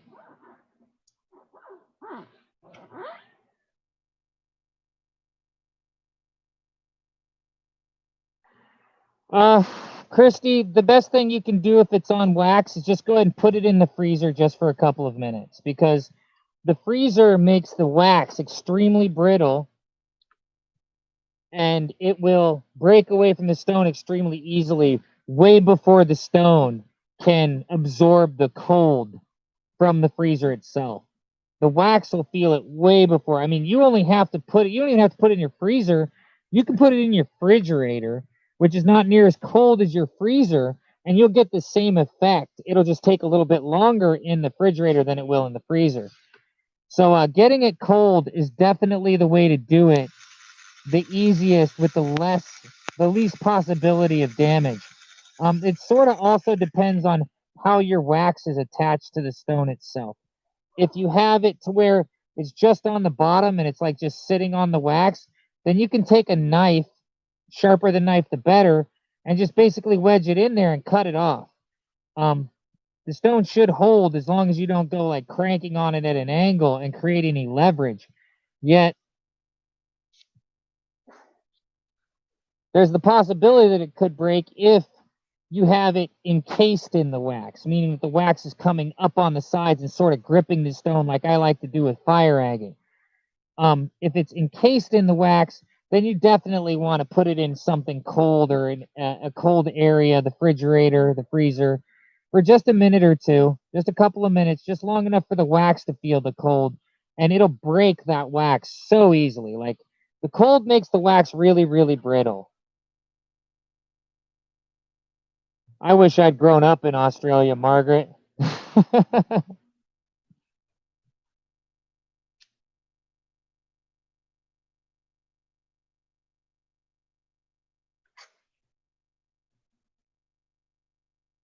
You're welcome, Christy. Thank you for being here, and all 15 people that are still around, and all the 19 people that hit the thumbs up button. Thank you for being so awesome.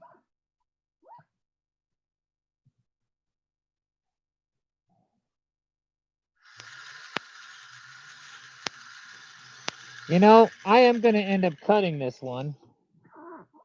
And I know it has cracks in it. There's no getting away from it. And if it's not a sellable stone because of the cracks, even at like a inexpensive price for the size, if it holds together, I can still put it in something rather inexpensive and give it to one of my kids.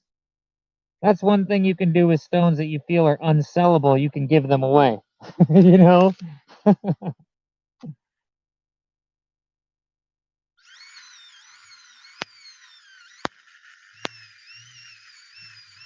I only want to cut and carve amazing stuff and sell it, yet there's always a learning curve.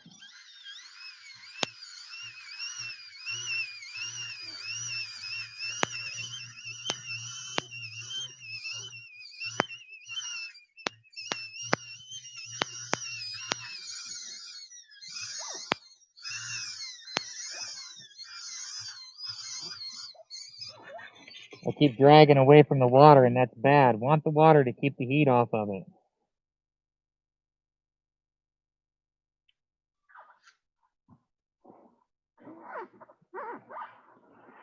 Yeah, I understand, Cherie. Australia probably wouldn't let me come there, and I probably can't get a passport anyways because of my record with marijuana and ecstasy, which is what my two big charges are. Commercial distribution of marijuana, and then it should have been possession, but I got railroaded in Florida for phenethylamines, which is basically ecstasy. I totally got railroaded in Florida. Scare tactics. Should have been possession, but instead I got fucking trafficking. When there was no trafficking, it was all personal use.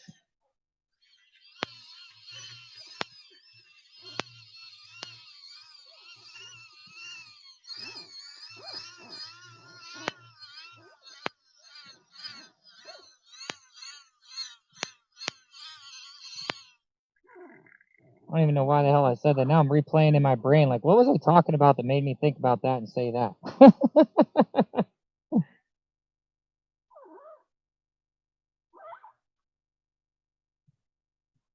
If you can find fire agate in Alaska, you need to document that one, because it's only actually been documented through Mexico Arizona, California, and in Mexico, like I said, Mexico, New Mexico. There is word that people have found it in Wyoming, I think it is, but there's nothing substantiated about the claim that it's in Wyoming, except for a couple of people saying they got some out there. They found some. Locating it, substantiating the claim, and then letting the world know is sort of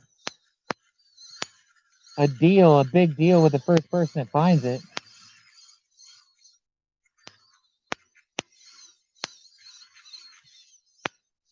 Although some people don't want you to substantiate the claims of finding anything anywhere, because that's how you ruin the ability of being able to get it anymore. Once everybody knows, then the populace tends to screw some stuff up.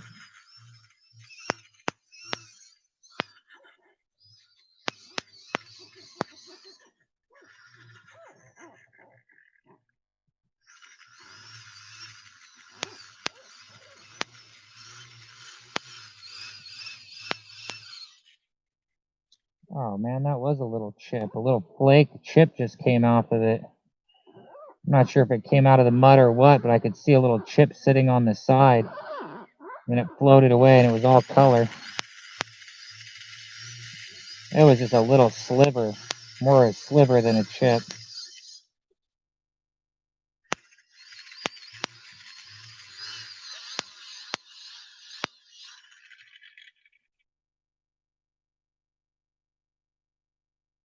Just about lost your back door. Yep, be careful like everybody's saying.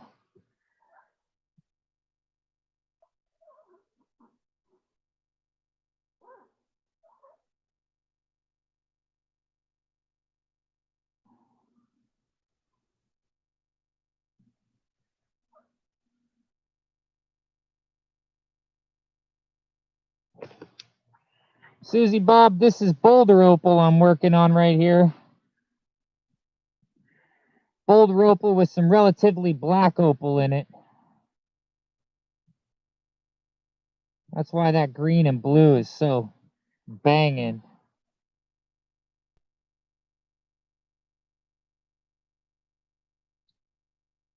I want to hopefully get that line exposed as much as possible through the whole top of the stone. That's what I'm working on.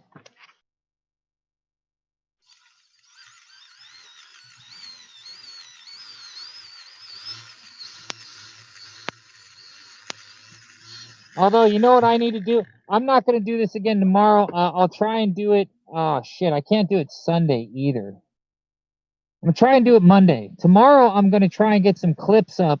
I need to edit some clips of the last Talking Rocks episode I did. Because both Glenn Dizon, it's Dizon like Dijon mustard, but Dizon. Glenn Dizon, his videos only have like 150 views, I think, on my Talking Rocks podcast. And then the new one that I did with Solomon from the Arkansas Diamond Miner YouTube channel, his only has like 30 views or something like that. So I need to get some clips of Solomon up on this YouTube channel, so some of you viewers will actually see it and go and view it on the Talking Rocks podcast channel.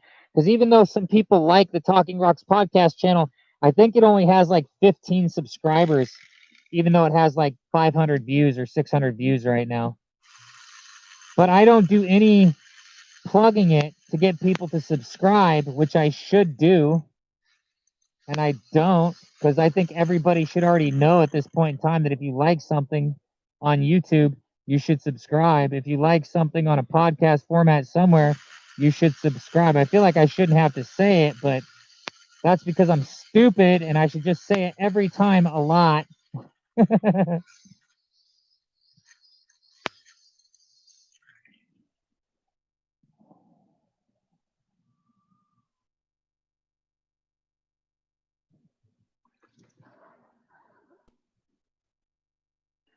Check my phone and see what time it is. We've been going for almost 2 hours, and I was expecting to go till 9 p.m. my time so I can be getting in the bed at 10 p.m. and hopefully asleep by 11 to be up at 5.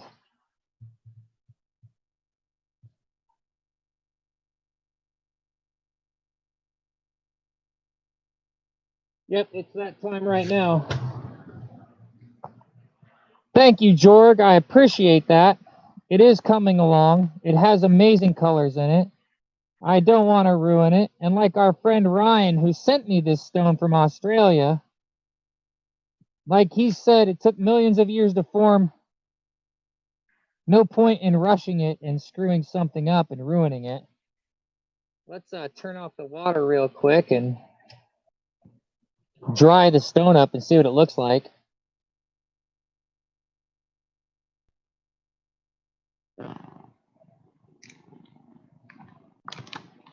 Oh, Cherie, you're only just hearing about the Talking Rocks podcast now?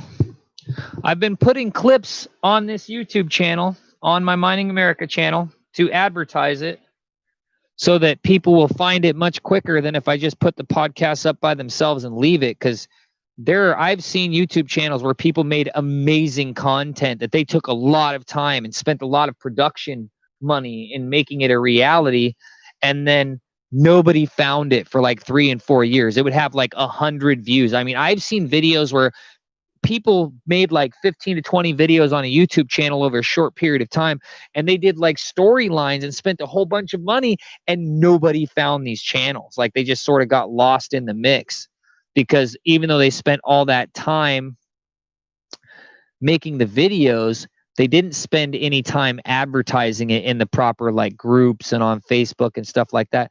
It has a mighty shiny finish. Maybe the ironstone absorbs some of that water and gives it that finish. Because I mean, I've dried it really good, and this is just with a 600, and it looks like that. And I mean, you could see the 600 creating mud out of the stone. The 600 grit burr. That burr right there, it's a 600 grit.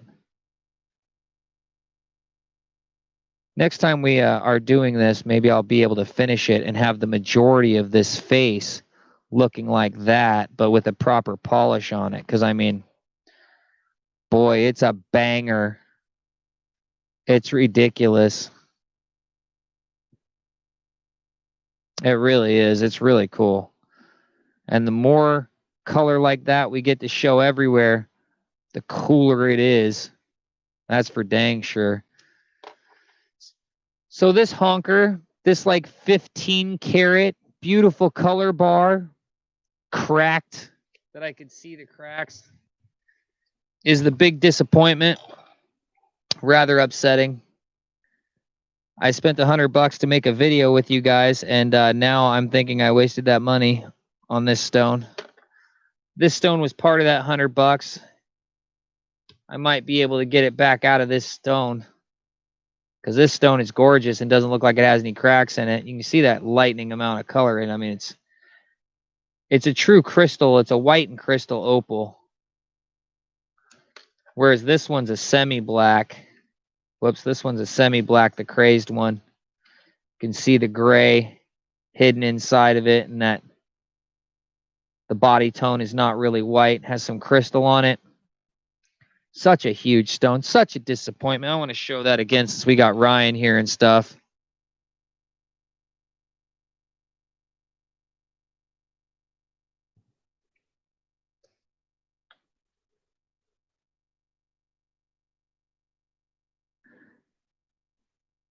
You can see the sand pits and the little spiders, but then when I have it at a certain angle, let me see if I turn it like this. It might just be too bright. I can see the reflection off of the cracks that tell me it's definitely cracks. Been over this before with everybody else. It had sand on this side, bentonite clay. I think that's what it is. And I ground that off, and then we could see all of the cracks in it, and it just crazes everywhere. And it's sad. It's a disappointment. You can even see with the light going through, you can see the reflection of the hit. This thing took a hit from a hammer or something by the miners. By the miner, the person mining the stone. And maybe that's why it's crazed. Or maybe it's just cracked and crazed because they do that sometimes.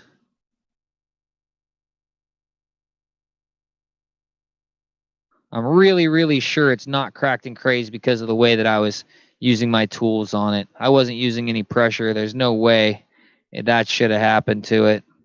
I'm convinced it's not my fault. I'm upset that it happened. Yet, hell, maybe I'm wrong. Ryan, pressurize it. Use some Opticon or some liquid glass. What up, raw dog? Yeah, I will do that if I end up giving it to somebody. Like I'll heal it. Although I don't really have anything to do a vacuum with it. To put it in a vacuum in the Opticon so that it really soaks into the cracks. I don't have that ability at all. I watched Pulitzer Opals do that with an Opal. And I don't have the ability to vacuum it right now. I'm sure there's a rudimentary way I could figure out how to do that if I spent enough time on YouTube. Yet, learn from my mistakes, man. When you buy rough, even when it looks absolutely amazing, you could get something that just won't get your money back out of it. But I have a bad feeling that the person selling it had a pretty good expectation of what I was going to get. I have this bad feeling about it that they were like, oh, I see that hit mark, and nope, we're not going to keep it. We're just going to sell it. I could be totally wrong. Let's see if I can get you guys to see my face for the goodbye tro. Nope, it's still not working. My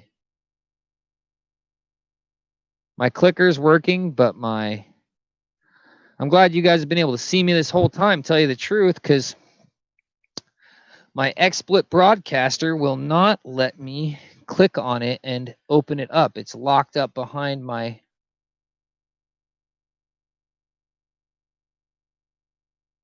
Yep, there's just talking to you guys now like this, or turning the other camera, actually, now that I think about it, and then I can shut it off from there.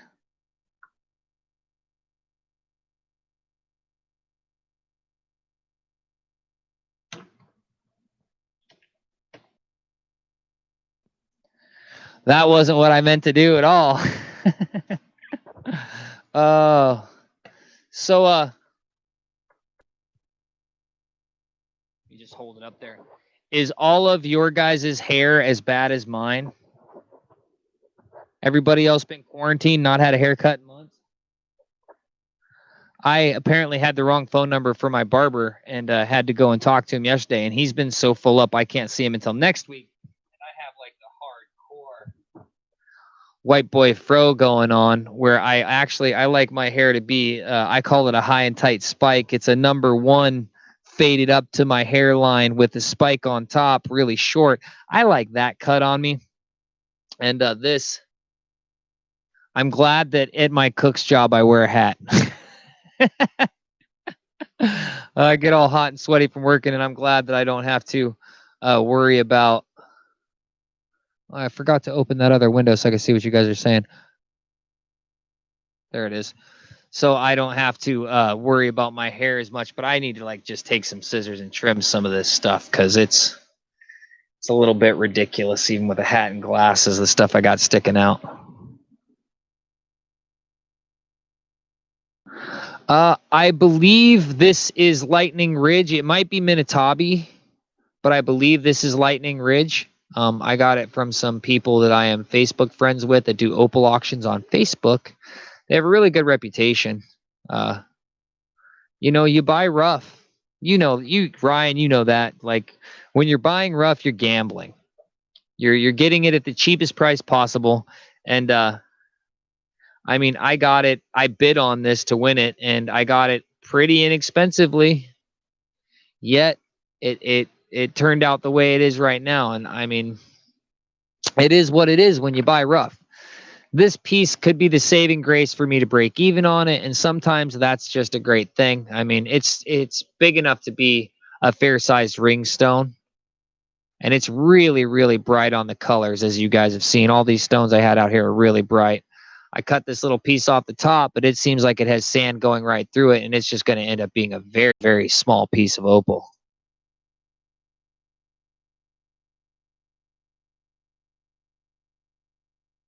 If it's from Cooper Pedy or near there, it may be from blasting. Very possible, man. It might be Cooper Pedy. I'd have to go back and look at the listing and see what they said on it, to tell you the truth. I'm not sure where it's from.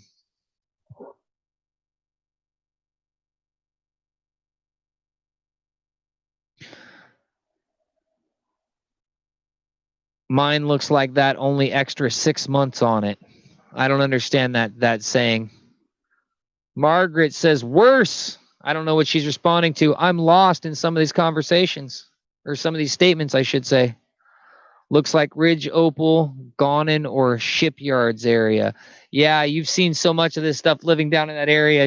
Living in Australia, you might be able to nail just a piece of opal like that. A lot of times with cut fire agate, I can tell where it came from. The ones that really sort of trip me up can be Deer Creek and Slaughter Mountain. Can look very, very similar, but I can usually tell from one location to another in a cut piece of fire agate. So I get that you would know that windowed piece of opal, and the body tone probably helps too.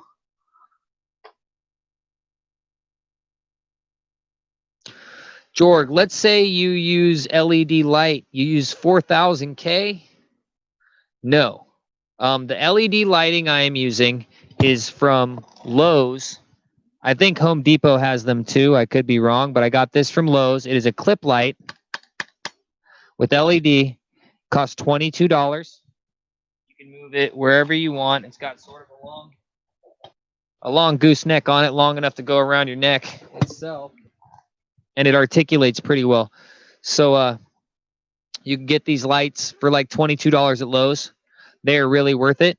The color is a very, very white. It's great for cutting stones. It's also great for using for lighting, as on cameras and stuff like that. I mean, you can't beat them. And they sell them in two fashions. They sell them with this gooseneck right here, and they also sell them with a hard circular disc platform like a normal like table lamp would be. They're really worth the money. The color is white. Yeah, I mean, only at certain angles does it even have a yellowish tinge, and it depends on how your camera works with the optics too, if you're using a camera, but the color is definitely white. Like, there's no question. It's a white light. 6500K. I have no idea how many lumens it is. It's LED, and it has, I can see how many LEDs are in the face. 1, 2, 3, 4, 5. So that's 5. That's 10. 19. 22. 3, 4, 5, 6. It has 26 lights in the face of it. 26 white LEDs. It's worth the $22. I'm sure you can find them on Lowe's website. Probably find them on Home Depot's website too. I would just type in LED clip light. Yep, that's what I would do. LED clip light will probably find it for you. So 18 people in the room, and I hate to shut it off even with that amount of people. I know to most people on a YouTube channel, 18 people doesn't seem like a lot, but to me it feels like a lot. And I have an awesome chat community, as the people that are new here, that don't show up very often, can tell. My people that hang out with me on this are awesome, and I've missed you guys. And I can't believe I was having anxiety about even doing this live stream for some reason. So let's expect to be back here Monday at 7 p.m. I work 6 days a week at this job. I really like the job, even though the pay is shit. I really like the people I work with. I really like that the management is extremely happy with the job I'm doing and the rate with which I've learned. So it's my thing now at the moment, because let's just be honest, it makes me more not legitimate, that's the wrong word, more consistent income than anything else. But I do need to post some more stuff for sale in my store. I've been lacking on that. I've even had some people send me messages, and I meant to respond and I didn't, and that's really bad, to try and sell stuff that you're not responding to people that are sending messages to your store. That's just stupid on my part.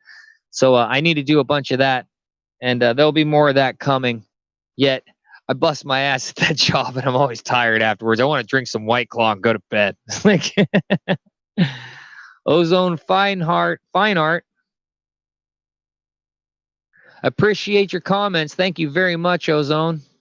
And I'll be looking for that email, Ryan. All right, guys. You know I love you for watching. I'll see you soon.